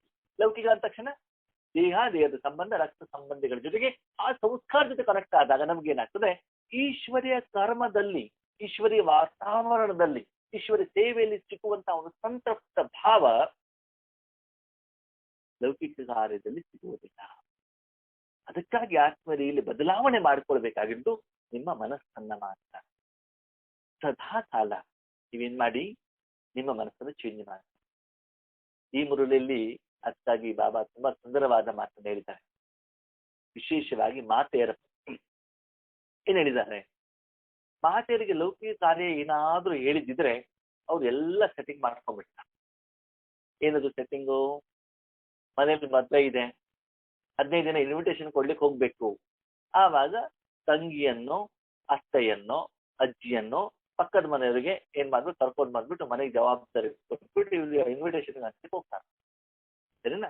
ತವರ ಮನೆಗೆ ಹೋಗ್ಬೇಕು ಅಂತಂದ್ರು ಎಲ್ಲಾ ವ್ಯವಸ್ಥೆ ಆಗ್ತದೆ. ಲೌಕಿಕದಲ್ಲಿ ಏನೋ ಒಂದು ಕೆಲಸವನ್ನ ಮಾಡಬೇಕು ಹೇಳುವಂತ ಆಸಕ್ತಿ, ಇಚ್ಛೆ ಇದ್ದಾಗ ಅವ್ರು ಏನೋ ಒಂದು ಅಡ್ಜಸ್ಟ್ಮೆಂಟ್ ಮಾಡಿಕೊಂಡು ಆ ಕಾರ್ಯವನ್ನ ಮಾಡ್ಕೊಂಡು ಬರ್ತಾರೆ. ಈಶ್ವರೀಯ ಕಾರ್ಯಕ್ಕೆ ವಿಷಯಕ್ಕೆ ಬಂದಾಗ ಅಣ್ಣವ್ರು ಏನ್ ಮಾಡೋದು, ಈ ಬಟ್ಟೆ ಅಂತೂ ಇಟ್ಬಿಟ್ಟಿದ್ದೀರಾ, ಯೋಗ ಡೈಲಿ ಮಾಡಿಸ್ತಾ ಇದ್ದೀರಾ, ಅದೇನ್ ಮಾಡೋದು? ನಮ್ಮ ಮನೆಯವ್ರು ಬಿಡೋದಿಲ್ವೇ? ಮಕ್ಕಳ ಮಾತು ಕೇಳೋದಿಲ್ವೇ? ಮೊದ್ಲಾದ್ರು ಸುಲಿಗೆ ಹೋಗ್ತಿದ್ರು, ಇವಾಗ ಮನೆಯಲ್ಲೇ ಇರ್ತಾರೆ, ಆ ತಿಂಡಿ ಈ ತಿಂಡಿ ಬೇಕು ಅಂತ ಹೇಳ್ತಾರೆ, ಮೊಬೈಲ್ ಅವರೇ ಇಟ್ಕೊಳ್ತಾರೆ, ನಮ್ಮ ಕೈಲಿ ಕೊಡೋದೇ ಇಲ್ಲ ಅಂತ ನೂರಾರು ಪ್ರಶ್ನೆಗಳು ಹೇಳೋದಕ್ಕಿಂತ ನೆಪ ಅಂತ. ಯಾಕೆಂದ್ರೆ ನಿಮ್ಗೆ ಅದೆಲ್ಲ ಆಸಕ್ತಿ ಇಲ್ಲ. ಆಸಕ್ತಿ ಇದ್ದವನಿಗೆ ಎಂದೂ ಕೂಡ ಅವನು ನೆಪವನ್ನ ಹೇಳುವುದಿಲ್ಲ. ಕಾರ್ಯವನ್ನ ಮಾಡಬೇಕು ಹೇಳುವಂತ ಒಂದೇ ಸದುದ್ದೇಶ ಇದೆ. ಅರ್ಥ ಆಯ್ತಾ? ಹಾಗೆ ನೀವು ಜಗನ್ಮಾತೆ ಆಗಿರುವಂತ ಕಾರಣದಿಂದ ಆ ಜಗನ್ಮಾತೆಗೆ ಸಂಬಂಧಪಟ್ಟಂತ ವಿಷಯದ ಕಡೆಗೆ, ಕಾರ್ಯದ ಕಡೆ, ಧರ್ಮದ ಕಡೆ ಹೆಚ್ಚಿನ ಗಮನವನ್ನ ಕೊಡಿ. ಲೌಕಿಕ ಮಕ್ಕಳಿಗೆ ಪಾಲನೆ ಮಾಡಿದ್ದು ಸಾಕು, ಹಂಗಂತ ಒಂದು ಬಿಟ್ಟು ಬಂದ್ಬಿಡಿ ಅಂತ ಹೇಳಿಲ್ಲ. ಇದಕ್ಕೆ ಹೆಚ್ಚಿನ ಸಮಯವನ್ನ ಕೊಡಿ ಅಂತ ಹೇಳ್ತಿದ್ದಾರೆ. ಅದಕ್ಕಾಗಿ ಇನ್ನು ಮೇಲೆ ನಿಮ್ಮಿಂದ ನಾನು ಕಾರಣವನ್ನ ಕೇಳೋದಿಲ್ಲ. ನಾನು ಎಜುಕೇಟೆಡ್ ಇದ್ದೇನೆ, ಅನ್ಎಜುಕೇಟೆಡ್ ಇದ್ದೇನೆ, ಮನೇಲಿದ್ದೇನೆ, ಹಳ್ಳಿಲಿದ್ದೇನೆ, ನೆಟ್ವರ್ಕ್ ಸಿಗ್ತಾ ಇಲ್ಲ, ಅದೇನು ಕೇಳ್ತಾ ಇಲ್ಲ. ಮಾಡಬೇಕಾಗಿರೋದು ಮನಸ್ಸಿನಿಂದ. ಅದು ನೆಟ್ವರ್ಕ್ ಬೇಡ, ಮೊಬೈಲ್ಗೂ ಬೇಡ, ಝೂಮು ಬೇಡ, ವಾಟ್ಸಪ್ ವಿಡಿಯೋ ಕಾಲ್ ಬೇಡ, ಕರೆನ್ಸಿ ಬೇಡ, ಮನೆಯವ್ರು ಬೇಡ, ಮಕ್ಕಳು ಬೇಡ. ಇರ್ಬೇಕಾಗಿರೋದೇನು? ಮಾಡಬೇಕು ಹೇಳುವಂತ ಮನೋಭಾವ. ನಿಮ್ಮ ಮನೆಯಲ್ಲಿ ಪ್ರಕೃತಿಯಲ್ಲಿ ನಿಮ್ಮ ಅಪ್ಪನನ್ನ ತಂದು ಕೂತ್ಕೊಂಡ್ರೆ ಗೊತ್ತಾಗೋದು ಯಾರಿಗೆ? ನಿಮಗೆ ಮತ್ತು ನಿಮ್ಮ ತಂದೆಗೆ ಮಾತ್ರ. ಅದಕ್ಕಾಗಿ ಇಲ್ಲಿ ಬಾಬಾ ಏನ್ ಹೇಳ್ತಾರೆ, ಇದೆಲ್ಲ ಮಾಡಬೇಕು ಅಂತಂದ್ರೆ ಮುಖ್ಯವಾದಂತ ಮೂಲವಾದಂತ ಆಧಾರ, ಫೌಂಡೇಶನ್ ಏನು ಅಂತಂದ್ರೆ ಸಮರ್ಪಣೆ. ಎಲ್ಲವನ್ನ ಅರ್ಪಣೆ ಮಾಡಿ. ಇವತ್ತು ಒಬ್ಬ ಪುರುಷ ಶರೀರಧಾರಿಯನ್ನ ನಂಬಿಬಿಟ್ಟು ನಾವು ಪ್ರತಿ ಮನೆಗೆ ಬಂದ್ಬಿಟ್ಟು ಅವ್ರು ಏಟ್ ಕೊಡ್ಲಿ, ಬೈಲಿ, ಹೊಗಲಿ, ಏನು ಮಾಡಿದ್ರು ಕೂಡ ಅವ್ರ ಜೊತೆಗೆ ಈ ಜೀವನವನ್ನ ಮಾಡ್ಕೊಂಡು ಹೋಗ್ತಾ ಇದೀವೋ, ಹಾಗೆ ಭಗವಂತನ ಮೇಲೆ ಆತ್ಮೇಲೆ ನಂಬಿಕೆ, ವಿಶ್ವಾಸ ಇರಲಿ. ಸುಖದ ದಿನಗಳೂ ಇರ್ತವೆ, ದುಃಖದ ದಿನಗಳೂ ಇರ್ತವೆ. ಆದರೆ ವಿಶ್ವಾಸ ಇಲ್ಲಿ ದುಃಖದ ದಿನಗಳನ್ನ ಪರಿವರ್ತನೆ ಮಾಡುವುದಕ್ಕೋಸ್ಕರನೇ ಬಾಬಾ. ಹಾಗಿದ್ರೆ ಪ್ರಶ್ನೆ, ಇಷ್ಟೆಲ್ಲ ಮಾಡ್ಮೇಲೆ ಅನ್ನೋರು ಪ್ರಶ್ನೆಗಳು, ಪರಿಸ್ಥಿತಿಗಳು ಯಾಕೆ ಬರ್ತವೆ? ಬಾಬಾನೇ ಮಾಡ್ತಿದ್ದಾರೆ ಅಂತ ನನ್ನ ಮೇಲೆ ಪರಿಸ್ಥಿತಿಗಳು ಯಾಕೆ ಬರ್ತವೆ ಅಂತಂದ್ರೆ, ಪರಿಸ್ಥಿತಿಗಳು ಹೇಗೆ ಬರ್ತವೆ, ಬಂದಿರುವಂತ ಪರಿಸ್ಥಿತಿಗಳನ್ನ ಭಗವಂತ ಹೇಗೆ ಪರಿಹಾರ ಮಾಡ್ತಾರೆ ಅಂತ ನಿಮ್ಗೆ ತೋರಿಸಲಿಕ್ಕೆ ಅದು ಬರುವಂತ ಒಂದು ಪಾತ್ರ. ಅಥವಾ ಸಣ್ಣ ಸಣ್ಣ ಪರಿಸ್ಥಿತಿಗಳು ಬಂದಾಗ ನೀವು ಭಗವಂತನ ಹೇಗೆ ಉಪಯೋಗ ಮಾಡ್ಕೊಳ್ತೀರಿ, ಅದನ್ನು ಸರಿಯಾಗಿ ಉಪಯೋಗ ಮಾಡ್ಕೊಂಡು ಏನಾಗ್ತದೆ, ದೊಡ್ಡ ಸಮಸ್ಯೆ. ನಿಮ್ಮ ಮನೇಲಿ 4 ಜನ ಊಟ ಮಾಡ್ತಾ ಇರ್ತಾರೆ, ನಿಮ್ಮ ಮನೇಲಿ 2 ಜನ ನೆಂಟಿ ಕರ್ಕೊಂಡ್ ಬರ್ತಾರೆ. ಅವ್ರು ಸರಿಯಾಗಿ ಪಾಲನೆ ಮಾಡ್ತೀರಾ ಅಂತಂದ್ರೆ ನೆಕ್ಸ್ಟ್ 4 ಜನಕ್ಕೆ ಕರ್ಕೊಂಡು, ಅವ್ರಿಗೂ ಸರಿಯಾಗಿ ಮಾಡಿದ್ರೆ ಮತ್ತೆ 8 ಜನಕ್ಕೆ ಕರ್ಕೊಂಡು. ಹಾಗೆ ಅರ್ಥ ಮಾಡಿಕೊಡಿ, ಈಶ್ವರಿಯ ಜೀವನದಲ್ಲೂ ಕೂಡ ದಿನದಿಂದ ದಿನಕ್ಕೆ ಹೆಚ್ಚಿನ ಚಾಲೆಂಜ್ಗಳು ಬರ್ತವೆ. ಇವತ್ತು ನಾವ್ ಹೇಳ್ತೀವಿ ಎಲ್ಲ ತುಂಬಾ ಆರಾಮಣ್ಣವ್ರೆ. ಶಿವಾನಿ ಬೇನ್ ಎದುರುಗಡೆಗೆ 25,000 ಜನ ಕುತ್ಕೊಂಡ್ಬಿಡ್ತಾರೆ, ಎಷ್ಟು ಆರಾಮಲ್ವಾ? ಆ ಒಂದು ಆತ್ಮ 25,000 ಆತ್ಮಗಳ ಮನೋಸ್ಥಿತಿನ ಏನ್ ಮಾಡ್ಕೊಳ್ಬೇಕು? ಕಂಟ್ರೋಲ್ ಅಲ್ಲಿ ಇಟ್ಕೊಳ್ಳುವಂತ ಶಕ್ತಿ ಅವರಲ್ಲಿ ಇದ್ರೆ ಮಾತ್ರ ಬಾಬಾ ಅವರನ್ನು ಉಪಯೋಗ ಮಾಡ್ಕೊಳ್ತಾರೆ. ಅದಕ್ಕಾಗಿ ಆ ಒಂದು ಶಕ್ತಿಯನ್ನ ನಾವು ಆಂತರಿಕವಾಗಿ ಏನ್ ಮಾಡ್ಕೊಳ್ಬೇಕು? ಬೆಳೆಸ್ಕೊಳ್ಬೇಕಾಗ್ತದೆ. ಅದಕ್ಕಾಗಿ ನೀವು ಎಷ್ಟು ಈಶ್ವರ್ಯ ಕಾರ್ಯದಲ್ಲಿ ಮುಂದೆ ಹೋಗ್ತಾ ಇರ್ತೀರೋ, ಇನ್ನೂ ದೊಡ್ಡ ದೊಡ್ಡ ಟಾರ್ಗೆಟ್ಗಳು, ದೊಡ್ಡ ದೊಡ್ಡದಾಗಿರುವಂತದ್ದೇ ಸಮಸ್ಯೆ. ಅದಕ್ಕೆ ಒಂದು ಕನ್ನಡದಲ್ಲಿ ಗಾದೆ ಇದೆ, ಏನು?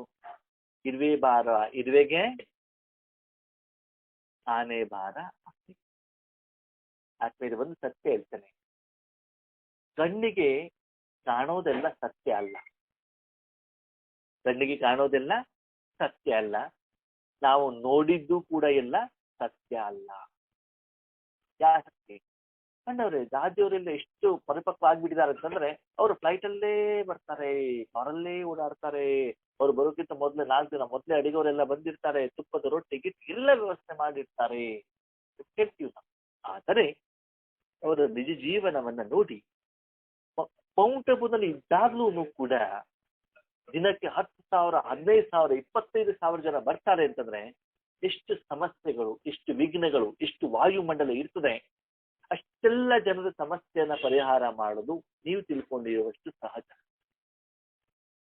ನಿಮ್ಮ ಮನೆಯ 4 ಜನರ ಕುಟುಂಬವನ್ನ ನಿಮ್ಗೆ ನಡ್ಕೊಂಡು ಹೋಗ್ಲಿಕ್ಕೆ ಆಗೋದಿಲ್ಲ.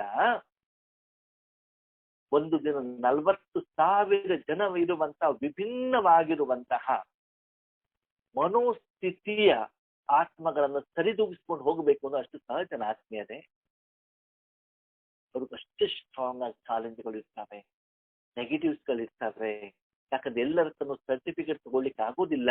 ಸ್ವತಃ ಭಗವಂತನೇ ಮನುಷ್ಯ ಆತ್ಮನ ಸರ್ಟಿಫಿಕೇಟ್ ತಗೊಳ್ಲಿಕ್ಕೆ ಆಗೋದಿಲ್ಲ ಅಂತಂದ್ರೆ ಎಷ್ಟೆಷ್ಟು ದೊಡ್ಡದು ಸಮುದಾಯನೋ ಅಷ್ಟು ಆಪೋಸಿಟ್ ವಿರುದ್ಧವಾಗಿರುವಂತ ವೈಬ್ರೇಷನ್ ಖಂಡಿತವಾಗ್ಲೂ ಬರ್ತದೆ. ಅದನ್ನೆಲ್ಲ ಎದುರಿಸಬೇಕಾ ಅನ್ನೋ ಶಕ್ತಿ ನಿಮ್ಗೆ ಇರಬೇಕಾ? ಅದೆಲ್ಲ ಮಾಡಬೇಕು ಅಂತಂದ್ರೆ ಮಕ್ಕಳೇ, ತಂದೆಯನ್ನ ಇದ್ದಾರೆ, ನೀವು ಎದುರುಗಡೆ ಇದ್ರೆ ಆಗೋದಿಲ್ಲ. ಇದನ್ನೇ ಬಾಬಾ ಹೇಳಿರೋದು. ನಮ್ಮ ಬಾಬಾ ಅವ್ರ ಎದುರುಗಡೆಗೂ ಕೂಡ ದೊಡ್ಡ ದೊಡ್ಡ ಚಾಲೆಂಜ್ಗಳು, ಪರಿಸ್ಥಿತಿಗಳು ಬಂದು ಅದರ ಬಂದಾಗಲೆಲ್ಲವನ್ನೂ ಕೂಡ ಬಾಬಾ ಏನ್ ಮಾಡಿದ್ರು? ಅದರೊಳಗೆ ನಾವೇನ್ ಮಾಡ್ತೀವಿ? ನನ್ನ ಮನೆ, ನನ್ನ ಕುಟುಂಬ ನನಗೆ ಸರಿ ಮಾಡ್ಕೊಡು, ಪರಿವರ್ತನೆ ಮಾಡಿ, ನಂದೇನಿಲ್ಲ ಭಗವಂತ. ಪ್ರಾಕ್ಟಿಕಲ್ ಒಂದು ಎಕ್ಸಾಂಪಲ್ ಹೇಳ್ತೇನೆ, ನನ್ನ ವೈಯಕ್ತಿಕ ಜೀವನದಲ್ಲಿ ಆಗಿರುವಂತದ್ದು. ಒಂದ್ಸಲ ಬೆಂಗಳೂರಿನಲ್ಲಿ ಒಂದು ಕಡೆ ಬಟ್ಟಿ ಇತ್ತು, ತುಂಬಾ ಚೆನ್ನಾಗಿರುವಂತ ಬಟ್ಟಿ ಆರಂಭ ಆಗಿ ಒಂದಿನ ಆಗಿದೆ. ಬೇರೆ ಬೇರೆ ರಾಜ್ಯದಿಂದ ಆತ್ಮಗಳು ಬಂದಿದ್ದಾರೆ ಬಟ್ಟಿ ಅಟೆಂಡ್ ಮಾಡ್ಲಿಕ್ಕೆ. ಮಧ್ಯಾಹ್ನದ ಸಮಯ ಸೆಷನ್ ಮುಗಿದಿದೆ, ಒಂದು ಫೋನ್ ಬಂತು ನಮ್ಮೂರಿಂದ, ನಮ್ಮಣ್ಣ. ಏನು? ಮಳೆಗಾಲದ ಸಮಯ, ಈಗಿನ ಹಾಗೇನೆ ಜೂನ್ ತಿಂಗಳು.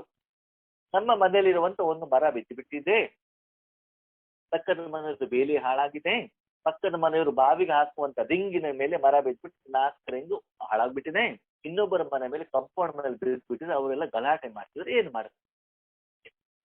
ನಮ್ಮ ತೊಂದರೆಗಳು ಸರಿನಾ? ಏನ್ ಮಾಡ್ಬೇಕು ಇವಾಗ? ಬಾಬಾ ನಮ್ಮನ್ನ ಕರ್ಕೊಂಡು ಹೋಗಿದ್ದು ಈಶ್ವರ್ಯ ಕಾರ್ಯ, ಅಲ್ಲೇ ಬಿಟ್ಬಿಟ್ಟು ಮನೆಗೆ ಬರ್ಲಿಕ್ಕೆ ಆಗತ್ತಾ? ನಮ್ಮನ್ನ ನಂಬ ಬಿಟ್ಟು ಅಲ್ಲಿ ಬೇರೆ ಬೇರೆ ರಾಜ್ಯದಿಂದ ಆತ್ಮಗಳು ಬಂದಿದ್ದಾರೆ. ನಾವೊಬ್ಬರು ಬಂದ್ಬಿಟ್ರೆ ಏನ್ ಮಾಡುದು? ಅವ್ರದ್ದೆಲ್ಲ ರಿಸರ್ವೇಶನ್ ಆಗಿದಿರೋದ್ ನಂತರ ಟ್ರೈನಲ್ಲೂ ಫ್ಲೈಟಲ್ಲೂ ಆಗಿದೆ, ಬೇರೆ ಕಡೆಗೆಲ್ಲೂ ಹೋಗ್ಬೇಕಿಲ್ಲ. ಅವಾಗ ಯಾರಿಗೆ ಹೇಳ್ಬೇಕು ನಾನು? ಅಲ್ಲಿ ಇರೋರಿಗೆಲ್ಲ ಹೇಳ್ಬಿಟ್ಟು ಅವ್ರ ಮನಸ್ಸನ್ನ ಹಾಳು ಮಾಡ್ಬೇಕಾ? ಸರಿ, ಹೇಳಿದ್ದಾಯ್ತು. ನೋಡಿ, ನನಗೆ ಈ ರೀತಿ ಪ್ರೋಗ್ರಾಮ್ ಇದೆ 3 ದಿನದ್ದು, ಓಕೆನಾ? ಅದಕ್ಕಾಗಿ 3 ದಿನ ಆದ್ಮೇಲೆ ನಾನು ಬರ್ತೇನೆ. ಅಲ್ಲಿವರೆಗೆ ಸುಮ್ಮನೆ ಇಲ್ಲಿ ಕೇಳಿ ನೋಡೋಣ, ಅದೇನಾದ್ರು ಖರ್ಚಾದ್ರೆ ನಾವು ನೋಡ್ಕೊಳ್ತೀವಿ ಅಂತ.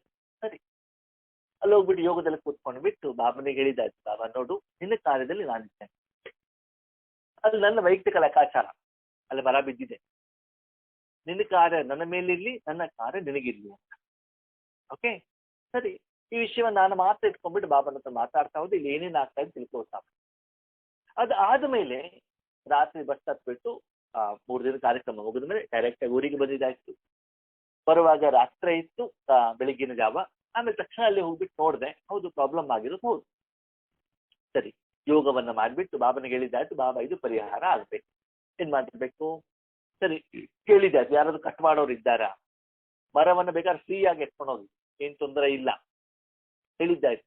ಯಾರೂ ಕೂಡ ಸಿಗಲಿಲ್ಲ. ಆಮೇಲೆ ಆ ರಿಂಗ್ ಡ್ಯಾಮೇಜ್ ಆಗಿರುವಂತ ವ್ಯಕ್ತಿನೂ ಕೂಡ ಬಂದ್ಬಿಟ್ಟು ಕೇಳಿ ರಿಂಗಿಂಗ್ ಆಗಿದೆ, ಏನು ಮಾಡ್ಬೇಕು? ನೋಡಪ್ಪ, ನಾನು ಪ್ರಯತ್ನನೂ ಮಾಡ್ತಾ ಇದ್ದೇನೆ, ನಿಮ್ಮ ಹತ್ರನೂ ಯಾರಾದ್ರು ವ್ಯಕ್ತಿಗಳಿದ್ರೆ ಹೇಳಿ, ಅದೇನಾದ್ರು ಖರ್ಚು ನಾನು ಕೊಡ್ತೇನೆ ಅಂತ.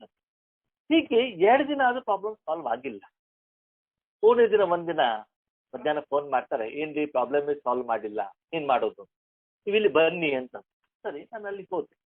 ಅಲ್ಲಿ ಕಂಪೌಂಡ್ ಮೇಲೆ ಏನಾಗಿದೆ, ಮರ ಬಿದ್ದಿದೆ, ಪಕ್ಕದ ಮನೆ ಹತ್ರ ಮಾತಾಡಿದ್ರು. ಅವ್ರು ತುಂಬಾ ಸಿಟ್ಟಲ್ಲಿದ್ದು ಶಾಂತ ಹೋಗ್ಬಿಟ್ಟು ಮಾತಾಡಿತಾ ಇದ್ರು. ಅವ್ರೇನ್ ಮಾಡಿದ್ರು, ಒಂದು ಸಣ್ಣ ಸಾಧನ ಕೊಟ್ಟು ಆ ಒಂದು ಮರದ ರೆಂಬೆ ಏನು ಕಂಪೌಂಡ್ ಮೇಲೆ ಬಿದ್ದಿದೆ ಅದನ್ನ ನಾವೇ ಕ್ಲಿಯರ್ ಮಾಡಿದ್ದಾಯ್ತು. ಕ್ಲಿಯರ್ ಆಯ್ತು, ಅವ್ರ ಪ್ರಾಬ್ಲಮ್ ಸಾಲ್ವ್. ಇದು ಕೆಲಸ ಮುಗೀತಾ? ಇನ್ನೊಂದು ಇವ್ರು 4 ರಿಂಗ್ ಹೊಡೆದೋಗ್ಬಿಟ್ಟು ಏನ್ ಮಾಡೋದು?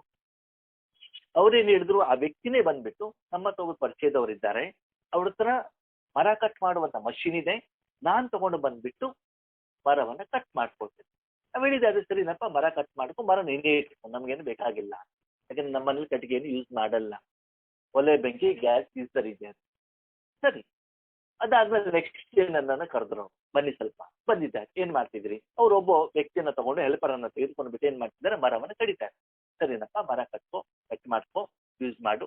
ಸಾಯಂಕಾಲ ಬಂದ್ಬಿಟ್ಟು ಮನೆಗೆ ಬಂದ್ಬಿಟ್ಟು ಅದ್ರ ಏನು ಖರ್ಚಾಯ್ತು ಅಂತ ಬಿಟ್ಟು ಹೇಳು, ನಿಂದ ರಿಂಗ್ ಡ್ಯಾಮೇಜ್ ಆಗಿರೋ ವಿಷಯನೂ ಇರ್ಬೋದು, ಮರದ ಬಗ್ಗೆನೂ ಇರ್ಬೋದು, ಏನಿದ್ರು ಬಂದ್ಬಿಟ್ಟು ಮನೆಯಲ್ಲಿ ಕನ್ಸಲ್ಟ್ ಮಾಡು, ಅದೇನಂತ ಸೆಟ್ಲ್ಮೆಂಟ್ ಮಾಡೋಣ ಅಂತ ಹೇಳಿ ಅವ್ರ ಬಾಯಿಂದ ಒಂದು ಮಾತು ಬಂತು. ಏನು ಗೊತ್ತಾ? ಏನು ಸೆಟ್ಲ್ಮೆಂಟ್ ಇಲ್ಲ, ಅಕೌಂಟ್ ಸೆಟ್ಲ್ ಅಂತ. ನನಗೆ ಆಶ್ಚರ್ಯ ಆಯ್ತು, ಏನದು ಸೆಟ್ಲ್ಮೆಂಟ್? ಏನಿಲ್ಲ, ಈ ಮರ ನಮ್ಗೆ ಇಲ್ಲಿ ನಾವಿಟ್ಕೊಳ್ತೀವಿ, ಸರಿ, ಓಕೆ, ನೋ ಪ್ರಾಬ್ಲಮ್, ಮತ್ತೆ ಹಣ ಏನು ಬೇಕಾಗಿಲ್ಲ ಅಂತ ಹೇಳಿದ್ರು. ಎಷ್ಟು ಖುಷಿ ಆಯ್ತು ಅಂತ ಹೇಳಿದ್ರೆ, ಮನೆಗೆ ಬಂದ್ಬಿಟ್ಟು ಅರ್ಧ ದಿನ ಥ್ಯಾಂಕ್ ಯು ಬಾಬಾ ಅಂತ ಹೇಳಿದ್ರು. ಥ್ಯಾಂಕ್ ಯು ಬಾಬಾ ಅಂತ ಹೇಳಿದ್ದೇನೆ. ನಾವು ಬಾಬನ ಹತ್ರ ಕೇಳಿದಾಗ, ಬಾಬಾ ಇದು ಯಾಕೆ ಹಾಗಾಯ್ತು ಅಂತಂದ್ರೆ, ನೋಡು ಮಗು, ಸ್ಪಷ್ಟ, ಈ ಮರ ಬಿದ್ದು ಅದೆಲ್ಲ ಜನರ ಮನಸ್ಸಲ್ಲಿ ಆ ಪ್ರಭಾವ ಬರುವಂಥದ್ದು ನಿನ್ನ ಲೆಕ್ಕಾಚಾರ. ಅದೇ ಸಮಯದಲ್ಲಿ ನಿನ್ನನ್ನು ನಾನು ಈಶ್ವರೇ ಕಾರ್ಯದಲ್ಲಿ ತೊಡಗಿಸಿಕೊಂಡು ನನ್ನ ಕೆಲಸವನ್ನು ನಾನು ನಿನ್ನಿಂದ ಮಾಡಿಸ್ಕೊಂಡಿದ್ದೇನೆ. ನೀನು ಯಾವ ಕಾರ್ಯಕ್ಕೆ ನಿಮಿತ್ತನಾಗಿದೆಯೋ ಆ ಕರ್ಮದ ಫಲ ಇಲ್ಲಿ ಅದು ಏನಾಗಿದೆ, ಸಫಲತಾಪೂರ್ವಕವಾಗಿ ಏನಾಗಿದೆ, ಕಂಪ್ಲೀಟ್ ಆಗಿದೆ. ಅದಕ್ಕಾಗಿ ನಿಮ್ಗೆ ಆ ಅನುಭವವನ್ನ ಮಾಡ್ಲಿಕ್ಕೆ ಏನಂತ, ನನ್ನ ಕಾರ್ಯದಲ್ಲಿ ನೀನು ಜೋಡಿಸಿಕೊಂಡು ನಿನ್ನ ಕಾರ್ಯದಲ್ಲಿ ನಾನು ಸಹಾಯವನ್ನ ಮಾಡ್ತೇನೆ ಅಂತ ತೋರಿಸಲಿಕ್ಕೆ ನಾನು ಮಾಡಿಸಿರುವಂತ ಈ ಪ್ಲಾನ್. ಇಂಥದ್ದು ಎಷ್ಟೋ ಘಟನಾವಳಿಗಳು ನನ್ನ ಜೀವನದಲ್ಲಿ ಆಗಿದಾವೆ. ಅದಕ್ಕಾಗಿ ನಿಮ್ಮಲ್ಲಿ ನಿವೇದನೆ ಏನು ಅಂತಂದ್ರೆ, ನಾವೆಲ್ಲ ತಪ್ಪು ಮಾಡ್ತೀವಿ ಅಂತಂದ್ರೆ, ಬಾಬಾ ಈ ಸಮಸ್ಯೆ ಪರಿಹಾರ ಮಾಡಿ ಅಂತ ನನ್ನ ವೈಯಕ್ತಿಕ ಸಮಸ್ಯೆನ ಒಯ್ದ್ಬಿಟ್ಟು ಬಾಬಾನ ಇಡ್ತೀವಿ. ಈ ತಪ್ಪನ್ನ ಮಾಡಬೇಡಿ. ಈಶ್ವರ ಕಾರ್ಯದಲ್ಲಿ ಮುಂದುವರಿರಿ, ಸೇವೆಯನ್ನು ಮಾಡ್ಲಿಕ್ಕೆ ಶುರು ಮಾಡಿ. ಆವಾಗ ನಿಮ್ಮ ಕಾರ್ಯದಲ್ಲಿ ಭಗವಂತ ಬಂದು ಸಹಯೋಗ ಕೊಡ್ಲೇಬೇಕಾದಂತ ಅನಿವಾರ್ಯತೆ ಬರ್ತದೆ. ನಿಮ್ಮ ವೈಯಕ್ತಿಕ ಡಿಮಾಂಡ್ ಇಲ್ಲ, ಈಶ್ವರ ಕಾರ್ಯದಲ್ಲಿ ಸಹಯೋಗಿಗಳಾಗಿ. ಅದಕ್ಕೆ ಬಾಬಾ ಹೇಳ್ತಾರೆ, ಏನೂ ಇಲ್ಲ ಅಂತಂದ್ರೆ ಮತ್ತೆ ಮನಸ್ಸನ್ನ ಕೊಡಿ. ದಿನವಿಡೀ ಬೆಳಿಗ್ಗೆ ಅಮೃತ ವೇಳೆ ರಾತ್ರಿ ಹಾಗಾಯ್ತು, ಹಿಂಗಾಯ್ತು, ಮತ್ತೊಂದಾಯ್ತು, ಅದು ಕೊಡು, ಇದು ಬೇಡು, ಅವ್ರು ಸರಿ ಇಲ್ಲ, ಇವ್ರು ಸರಿ ಇಲ್ಲ, ಬರೀ ಕಂಪ್ಲೇಂಟ್ ಮಾಡಬೇಡಿ ಮಕ್ಕಳೇ. ಆ ಒಂದು ದುಃಖದ ಕಣ್ಣೀರು ನನಗೆ ಬೇಡ. ಕೇವಲ ಈ ಕುಟುಂಬದಷ್ಟೇ ಲೆಕ್ಕಾಚಾರ ಇಲ್ಲ, 84 ಜನರು ತುಂಬಾ ಲೆಕ್ಕಾಚಾರ ಇದೆ, ಅದು ನಿಮ್ಗೆ ತೊಂದರೆ ಕೊಡ್ತಾ ಇದೆ, ಅದನ್ನ ಸೆಟ್ಲ್ಮೆಂಟ್ ಮಾಡಿಕೊಳ್ಳಿ. ಮನಸ್ಸನ್ನು ಶಾಂತವಾಗಿ ನನ್ನಲ್ಲಿ ತಂದೆಯನ್ನ ಫಾಲೋ ಮಾಡಿ. ಅಂತಿಮ ಸಮಯದಲ್ಲಿ ಬ್ರಹ್ಮಾಬ ಅವರಿಗೆ ಎಷ್ಟು ಜವಾಬ್ದಾರಿ. ಯಜ್ಞವನ್ನ ನಡೆಸಬೇಕು, ಪತ್ರವನ್ನ ಬರಿಬೇಕು, ಎಲ್ಲೆಲ್ಲೋ ಮಕ್ಕಳುಗಳಿದ್ದಾರೆ, ಅವರೆಲ್ಲ ಪ್ರಶ್ನೆಗಳಿಗೆ ಸಮಸ್ಯೆಗೆ ಉತ್ತರ ಕೊಡ್ಬೇಕು. ಆದರೂ ಕೂಡ ಮುರಳಿ ನುಡಿಸ್ತಾ ಇರ್ಬೇಕಾದ್ರು ಬಾಬಾ ಯಾಕೆ ತಪ್ಪು ಬಾಬಾ ಆದ್ಮೇಲೆ ಲೌಕಿಕದಲ್ಲಿ ಇದ್ದು ಕೂಡ ಈ ಸಾಧನೆಯನ್ನ ಮಾಡಲಿಕ್ಕೆ ಸಾಧ್ಯ. ಹೀಗೆ ಯಥಾರ್ಥವಾದಂತಹ ವಿಧಿವಿಧಾನ, ಯಥಾರ್ಥವಾದಂತಹ ಜ್ಞಾನದ ತಿಳುವಳಿಕೆ, ಸಮಯಕ್ಕೆ ತಕ್ಕಾಗಿ ಜ್ಞಾನದ ಒಂದು ಅಪ್ಗ್ರೇಡೇಷನ್ ಮತ್ತು ಸಾಧನೆ, ಧಾರಣೆ, ನಿರಂತರ ಅಭ್ಯಾಸ. ಆ ಸಮಯದಲ್ಲಿ ನಾನು ಮಾಡ್ತೇನೆ ಆಗೋದಿಲ್ಲ. ಪೇಷಂಟ್ ಎದುರುಗಡೆಗಿದ್ದಾಗ ನಾನು ಓದು ಬಿಟ್ಟು ಈಗ ಆಪರೇಷನ್ ಮಾಡ್ತೇನೆ ಆಗೋದಿಲ್ಲ. ಈಗ ನಿನ್ನೆ ಪ್ರಾಕ್ಟೀಸ್ ಮಾಡ್ಬೇಕಾಗ್ತದೆ, ಆವಾಗ ಕೆಲಸ ಮಾಡ್ಬೇಕಾಗಿರೋದು ಅಷ್ಟೇ. ಈಗ ನಿಮ್ಮ ಎದುರುಗಡೆ ಬಂದಿರೋ ಸಮಸ್ಯೆ ಏನೂ ಅಲ್ಲ ಮಕ್ಕಳೇ, ಕೊರೋನಾ ಯಾವ ಲೆಕ್ಕದಲ್ಲೂ ಅಲ್ಲ, ಇನ್ನೂ 14 ವರ್ಷಗಳಿಂದ. ಇವತ್ತು ನಿಮ್ಗೆ ಗೌರ್ಮೆಂಟ್ ಅವರು 8 ಗಂಟೆಯಿಂದ 5 ಗಂಟೆವರೆಗೆ ಐಟಮ್ ತರ್ಲಿಕ್ಕೆ ಅವಕಾಶ ಕೊಟ್ಟಿದ್ದಾರೆ. ನಾಳೆ ದಿನ ಬಾಂಬ್ಗಳು ಬಿದ್ದಾಗ, ಪ್ರಕೃತಿ ವಿಕೋಪ ಆದಾಗ ಏನಾಗ್ತದೆ? ಪ್ರವಾಹ ಇದ್ದಾಗ ನೀರು ಸಿಗೋದಿಲ್ಲ ಅಂತ ಅದರಿಂದ ಬರ್ತವೆ. ಅವಾಗ ಕೂಗ್ತಾ ಕುತ್ಕೊಂಡಿರ್ತೀರಾ, ಅಳ್ತಾ ಇರ್ತೀರಾ? ಇಲ್ಲ. ಅಂತಿಮ ಸಮಯದಲ್ಲಿ ಆಂತರಿಕವಾದಂತ ಮಾನಸಿಕ ಖುಷಿನೇ ನಿಮಗೆ ಶಕ್ತಿಯನ್ನ ಕೊಡ್ತದೆ. ಅಥವಾ ಈಗಿನಿಂದಲೇ ನೀವು ಈಶ್ವರಿ ಸೇವೆಯಲ್ಲಿ ಸನ್ನದ್ಧರಾಗಿ ಸೇವೆಯನ್ನ ಮಾಡಿದ್ಯಾದ್ರೆ ನಿಮ್ಮನ್ನ ಸುರಕ್ಷಿತ ಸ್ಥಳದಲ್ಲಿ ಇಡುವಂತಹ ಜವಾಬ್ದಾರಿ ಭಗವಂತ. ನೀವು ಈಶ್ವರಿ ಸೇವೆ ಮಾಡ್ದೇನೆ, ಸಹಯೋಗ ಕೊಡದೇನೆ ಭಗವಂತ ಯಾಕೆ ನಿಮ್ಗೆ ಸಹಯೋಗವನ್ನ ಕೊಡ್ತಾರೆ? ನಾಟಕ ಇರೋದೇನೆ ಕೊಡೋದು ತೆಗೆದುಕೊಳ್ಳೋದು. ಬರೀ ಭಗವಂತನಿಂದ ಮಾತ್ರ ನಾನು ತೆಗೆದುಕೊಳ್ತಾ ಹೋಗ್ತಾನೆ, ಭಗವಂತನಿಂದ ನಾನು ಕೊಡೋದಿಲ್ಲ ಅಂತ ಆಗೋದೆ. ಅತಿ ಬಾಬಾ ಸ್ಪಷ್ಟವಾಗಿ ಈ ಮುರಳಿಯಲ್ಲಿ ಹೇಳಿದ್ದಾರೆ, ಮಕ್ಕಳಿಗೆ ಇಷ್ಟು ವರ್ಷದವರೆಗೆ ನಾನು ನಿಮ್ಗೆ ಕೊಟ್ಟಿದ್ದೇನೆ, ನೀವು ಹೇಳಿರುವಂತ ಇಷ್ಟವನ್ನು ನಾನು ಪೂರ್ಣ ಮಾಡಿದ್ದೇನೆ, ಈಗ ಧಾಮ ಚೇಂಜ್, ರಿಟರ್ನ್ ಕೊಡುವಂತ ಸಮಯ. ಅಂದ್ರೆ ಏನು ತನು ಮನ ಧನ ನಿಮ್ಮ ಜೀವನ ಇದೆ ಅದು ಭಗವಂತನಿಗೆ ಅರ್ಪಣೆ ಮಾಡಿ ಭಗವಂತನನ್ನು ಉಪಯೋಗ ಮಾಡ್ಕೊಳ್ಳುವಂತ ಸಮಯನೇ ಹೊರತು ಸಾಧನವನ್ನ ಭಗವಂತನಿಗೆ ಕೊಟ್ಬಿಟ್ಟು ಅವನಿಗೆ ಕಂಡೀಷನ್ ಆಗ್ಬಿಟ್ಟು ಇದಕ್ಕೋಸ್ಕರ ಇದು ಉಪಯೋಗ ಮಾಡಿ ಈ ಕರ್ಮದ ಫಲ ಹೀಗೇ ಬರಬೇಕು ಅಂತ ಅವರಿಗೆ ಕಟ್ಟಾಕುವಂತ ಸಮಯ, ಸಂದರ್ಭ, ವಾತಾವರಣ ಇದು ಅಲ್ಲ. ಸಂಪೂರ್ಣವಾದಂತ ಒಂದು ಪರ್ಮಿಷನ್ ಅವನ ಮೇಲೆ ನಂಬಿಕೆ ವಿಶ್ವಾಸ ಇಟ್ಟು ಕೊಟ್ಟಾಗ ಮಾತ್ರ, ಹೇಗೆ ಬ್ರಹ್ಮ ಬಾಬಾ ಅವರು ಅಂತಹ ಒಂದು ವಾಯುಮಂಡಲ ವಾತಾವರಣ ಸಂದರ್ಭದಲ್ಲೂ ನಿಶ್ಚಿಂತ ಚಕ್ರವರ್ತಿ ಆಗ್ಬಿಟ್ಟು ಆಧ್ಯಾತ್ಮಿಕ ರಸವನ್ನ ಪರಮಾತ್ಮನ ಸುಖವನ್ನ ಅನುಭವ ಮಾಡ್ತಾ ಇದ್ರು, ಹಾಗೆ ನೀವು ಅನುಭವ ಮಾಡ್ಲಿಕ್ಕೆ ಸುಮ್ಮನೆ ನಾನು ಬಾಬ್ದಾದ ಸಮಾನನಾಗ್ತೀನಿ ಅಂತಂದ್ರೆ ಕೈ ಎತ್ತಿದ್ರೆ ಏನು ಸಣ್ಣ ಸಣ್ಣ ವಿಷಯಗಳು ಬಂದಾಗ ಚೆಕ್ ಮಾಡ್ಬೋದು. ಯೋಗದಲ್ಲಿ ಕುತ್ಕೊಂಡಾಗ ಪ್ರತಿದಿನ ಇಂಪ್ರೂವ್ಮೆಂಟ್ಸ್ ಆಗ್ತಾ ಇದೆ ಅಂತ ನೋಡಿ 10-15 ನಿಮಿಷ ನಿರಂತರವಾಗಿ ಮನಸ್ಸು ಎಲ್ಲೂ ಹೋಗದೇನೆ ಶಾಂತ ಸ್ಥಿತಿಯಲ್ಲಿ ಇರ್ತದೆ ಅಂತ ನೋಡಿ. ಪ್ರತಿದಿನ ಬಾಬಾ ಹೇಳುವಂತ ಮುರಳಿಯ ಪಾಯಿಂಟು ಅದನ್ನ ನಾನು ಧಾರಣೆ ಮಾಡ್ಲಿಕ್ಕೆ ಆಗತ್ತಾ? ಆ ಭಾಷೆ ನನಗೆ ಅರ್ಥ ಆಗತ್ತಾ? ಆ ಸ್ವರೂಪದ ಯೋಗ ನಂದು ಇದೆಯಾ? ಆ ರೀತಿ ಸೇವೆ ನನ್ನಿಂದ ಬಾಬಾ ಮಾಡಿಸ್ಕೊಡ್ತಾ ಇದ್ದಾರ? ಇದನ್ನೆಲ್ಲ ಆತ್ಮೀಯರೇ ಚೆಕ್ ಮಾಡ್ಬೋದು. ಈಶ್ವರಿ ಜೀವನದಲ್ಲಿ ಎಷ್ಟು ವರ್ಷ ಆಯ್ತು ಅಂತ ಬಿಟ್ಟು ಇಂಪಾರ್ಟೆಂಟ್ ಅಲ್ಲ, ಸಮಯದ ಅನುಸಾರ ನಾವು ಇವಾಗ ಚೇಂಜ್ ಮಾಡ್ಕೊಳ್ಬೇಕು. ಅರ್ಥ ಆಯ್ತಾ? ಲಾಸ್ಟ್ ಮಾತು, ಇವತ್ತು ನಿಮ್ಮೆದುರುಗಡೆ ಕೊರೋನಾದ ಎಕ್ಸಾಂಪಲ್ ಇದೆ. ಕೊರೋನಾ ಫ್ರಂಟ್ ಲೈನ್ ವಾರಿಯರ್ಸ್ ಅಂತ ಹೇಳ್ತಾರೆ, ಡಾಕ್ಟರ್ಸ್ ನರ್ಸ್. ಆದ್ಮೇಲೆ ಅವರಿಗೂ ವೈಯಕ್ತಿಕವಾದಂತ ಕುಟುಂಬ ಇದೆ, ಹೌದಾ? ಅವರಿಗೂ ಕೂಡ ವೈಯಕ್ತಿಕವಾದಂತ ಸಂಸಾರ ಇದೆ. ಕೆಲವೊಂದು ನರ್ಸ್ಗಳಿಗೆ ಸಣ್ಣ ಸಣ್ಣ ಮಕ್ಕಳು ಕೂಡ ಇದ್ದಾರೆ, ಅವರ ಪತಿಯಂದಿರು ಕೂಡ ಜಾಬಿಗೆ ಹೋಗ್ತಾರೆ. ಆದರೂ ಕೂಡ ಅದೆಲ್ಲವನ್ನು ಕೂಡ ಬದಿಗೊಟ್ಬಿಟ್ಟು ಸರ್ಕಾರ ಹೇಳುವಂತಹ ಎಮರ್ಜೆನ್ಸಿ ಪೀರಿಯಡ್ ನಲ್ಲಿ ತಾವು ಸರಿಯಾಗಿ ಊಟ ತಿಂಡಿ ಮಾಡ್ದೇನೆ ರೋಗಿಗಳ ಶುಶ್ರೂಷೆಯನ್ನ ಮಾಡ್ತಾ ಇದ್ದಾರೆ. ಒಂದು ಕೊರೋನಾಕ್ಕೆ ಹಾಕುವಂತ PPE ಕಿಟ್ ಅನ್ನ ಹಾಕ್ಲಿಕ್ಕೆ 15 ನಿಮಿಷ ಬೇಕು, ತೆಗಿಲಿಕ್ಕೆ 15 ನಿಮಿಷ. ಸಮಯದ ಅನುಸಾರ ಆ ಒಂದು ಸೇವೆಯನ್ನ ನರ್ಸ್ ಡಾಕ್ಟರ್ ಮಾಡ್ತಾ ಇರುವಂತ ಕಾರಣದಿಂದ ಪೇಪರ್ನಲ್ಲಿ ನೋಡಿ ಅವರಿಗೆಲ್ಲರಿಗೂ ಸನ್ಮಾನ ಆಗ್ತಾ ಇದೆ, ಗವರ್ಮೆಂಟ್ ಹೊಗಳ್ತಾ ಇದ್ದಾರೆ, ಅವ್ರಿಗೆ ಏನು ಕೊಡ್ತಾ ಇದ್ದಾರೆ?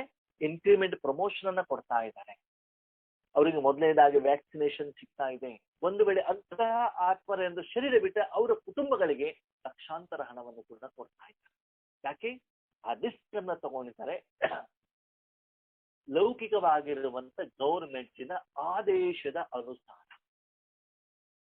ಹೀಗೆ ಯೋಚನೆ ಮಾಡಿ, ಯಾರು ಕೆಲಸವನ್ನ ಕೊಟ್ಟಿರುವಂತ ಗೌರ್ಮೆಂಟಿನ ಮಾತನ್ನು ಕೇಳಿದಾಗ ಇಷ್ಟು ಲಾಭ ಇದ್ರೆ ಈಶ್ವರನ ಗೌರ್ಮೆಂಟ್ ಅಲ್ಲಿ ಎಷ್ಟು ಲಾಭ ಇರಬಹುದು, ಎಷ್ಟು ಸಹಯೋಗ ಕೊಡಬಹುದು? ಆದ್ಮೇಲೆ ಒಂದೇ ಅರ್ಥ ಮಾಡ್ಕೊಳ್ಳಿ, ಇನ್ನು ಮೇಲೆ ಏನಿತ್ತು ನನ್ನ ಮುಖ್ಯ ಉದ್ದೇಶ ಈಶ್ವರಿ ಸೇವೆ. ಫಸ್ಟ್ ಇಂಪಾರ್ಟೆಂಟ್, ಮೊದಲ ಆದ್ಯತೆ time table, discipline, perfectness, accurate, systematic ಮಾಡಲೇಬೇಕು. ಕಂಡೀಷನ್ ಮೊದಲನೇದಾಗಿ ಈಶ್ವರಿಯ ಕಾರ್ಯ, ಪ್ರಯಾರಿಟಿ. ಯಾವಾಗ ಇದನ್ನ ನೀವು ಸ್ವೀಕಾರ ಮಾಡ್ತಿರೋ, ನಿಮ್ಮ ಜೀವನವನ್ನ ಭಗವಂತನಿಗೆ ಅರ್ಪಣೆ ಮಾಡ್ತೀರೋ, ಸಿಂಪಲ್, ನೀವು ಎಷ್ಟು ಸಮಯ ನನಗೆ ಕೊಡ್ತೀರೋ ಅಷ್ಟು ಸಮಯ ನಾನು ನಿನ್ನ ಜೊತೆಯಲ್ಲಿ ಇರ್ತೇನೆ, ಇದು ಪಕ್ಕಾ ಗ್ಯಾರಂಟಿ. ಮೊದಲು ನೀನು. ಯಾಕೆ? ಇಷ್ಟು ದಿನ ನಿಮ್ಮ ಮಾತನ್ನು ಕೇಳಿ ಕೇಳಿ ನಾನು ಸುಸ್ತಾಗ್ಬಿಟ್ಟಿದೆ, ಇನ್ನು ಮೇಲೆ ನಿಮ್ಮನ್ನ ನಂಬುವಂತ ಸ್ಥಿತಿಯಲ್ಲಿ ನಾನಿಲ್ಲ ಅಂತ ಯೋಗೇಶ್ ಅನ್ನ ಹೇಳ್ತಾ ಇಲ್ಲ, ಬಾಬುದಾದ ಹೇಳ್ತಿದ್ದಾರೆ. ಬಾಬಾ ಹಿಂಗ್ ಮಾಡ್ಕೊಡ್ತೀನಿ, ಹಂಗ್ ಮಾಡ್ಬಿಡ್ತಾರೆ, ಮತ್ತೊಂದು ಮಾಡ್ತೀನಿ ಅಂತ ಹೇಳ್ಬಿಟ್ಟು ನನಗೆ ಗಾಳಿಯಲ್ಲಿ ಗೋಪುರ ಕೊಟ್ಟೋದ್ ಬೇಡ, ನನಗೆಲ್ಲ ಗೊತ್ತಾಗಿದೆ, ಈಗ ನನಗೆ ಮೊದಲು ಅವಕಾಶ ಕೊಡಿ, ನಾನು ಕೆಲಸ ಮಾಡ್ತೇನೆ, ನೀವೆಷ್ಟು ಸಮಯ ಕೊಟ್ಟಿದ್ದೀರೋ ಅದಕ್ಕೆ ತಕ್ಕಾಗಿ ನಿಮ್ಗೆ ಅವಶ್ಯಕತೆ ಇದ್ದಾಗ ನಾನು ರಕ್ಷಣೆ ಗ್ಯಾರಂಟಿ ಕೊಡ್ತೇನೆ, ನಿಮ್ಮ ಹಾಗೆ ನಾನು ಮೋಸ ಮಾಡಲ್ಲ, ಇದು ಗ್ಯಾರಂಟಿ. ಓಕೆನಾ? ಅದಕ್ಕಾಗಿ ಮಕ್ಕಳಿಗೆ ಚೆಕ್ ಮಾಡ್ಕೊಡಿ, ಒಂದು ದಿನ ನಿಮ್ಮ ವೈಯಕ್ತಿಕ ಜೀವನಕ್ಕೆ ಭಗವಂತನ ಎಷ್ಟು ಉಪಯೋಗ ಮಾಡ್ಕೊಳ್ತೀರಿ, ಭಗವಂತನಿಗೋಸ್ಕರ ಭಗವಂತನ ತನುಮನಧನವನ್ನ, ಭಗವಂತನ ಸಮಯವನ್ನ, ಭಗವಂತನ ಸಂಕಲ್ಪವನ್ನ ಭಗವಂತನಿಗೋಸ್ಕರ ಎಷ್ಟು ಅರ್ಪಣೆ ಮಾಡ್ತಿದ್ರಿ ಅನ್ನು ಚೆಕ್ ಮಾಡಿ. ಇದಕ್ಕೆ ಹೇಳಲಾಗತ್ತೆ ಫಾಲೋ. ಕೊನೆಯ ಮಾತು, ಇಷ್ಟು ದಿನ ನಾವೇನು ಮಾಡಿದ್ವಿ ಯೋಚನೆ ಬೇಡ, ಅಟ್ಲೀಸ್ಟ್ ಇಂದಿನಿಂದನಾದ್ರೂ ಕೂಡ ಪರಿವರ್ತನೆಯ ದಾರಿಯಲ್ಲಿ ಹೋಗೋಣ, ನಮ್ಮ ಜೀವನವನ್ನ ಪರಿವರ್ತನೆ ಮಾಡ್ಕೊಳ್ಳೋಣ. ಕೇವಲ ಜ್ಞಾನ ಚೆನ್ನಾಗಿತ್ತು ಅಂತ ತುಂಬಾ ಖುಷಿ ಪಡೋದು ಬೇಡ, ಖುಷಿ ಪಡೋದಕ್ಕಿಂತ ಹೆಚ್ಚಿಗೆ ಧಾರಣೆ ಮಾಡೋದ್ರ ಕಡೆಗೆ ಹೆಚ್ಚಿನ ಗಮನವನ್ನ ಕೊಡೋಣ. ತಂದೆಯನ್ನ ಸ್ನೇಹಿತನ ರೂಪದಲ್ಲಿ ಇಟ್ಕೊಳ್ಳೋಣ ಮತ್ತು ಸಂಪೂರ್ಣವಾದಂತಹ ಸಹಯೋಗವನ್ನ ಬಾಬನಿಂದ ಪಡ್ಕೊಳ್ಳೋಣ. ಇದೇ ಒಂದು ಶುಭ ಭಾವ, ಶುಭ ಕಾಮನೆಯನ್ನು ಇಟ್ಕೊಳ್ತೀವಿ ನಾವು. ಭಗವಂತನ ಮಕ್ಕಳಾದಂತ ನೀವು ಭಗವಂತ ಇಷ್ಟಪಡುವ ಹಾಗೆ ಎಲ್ಲರೂ ಕೂಡ ನಂಬರ್ 1 ಆಗಿ ಬಾಬ್ ದಾದಾ ಸಮಾನ. ಓಕೆ, ಅಚ್ಚಾ, ಓಂ ಶಾಂತಿ. Thank you Baba.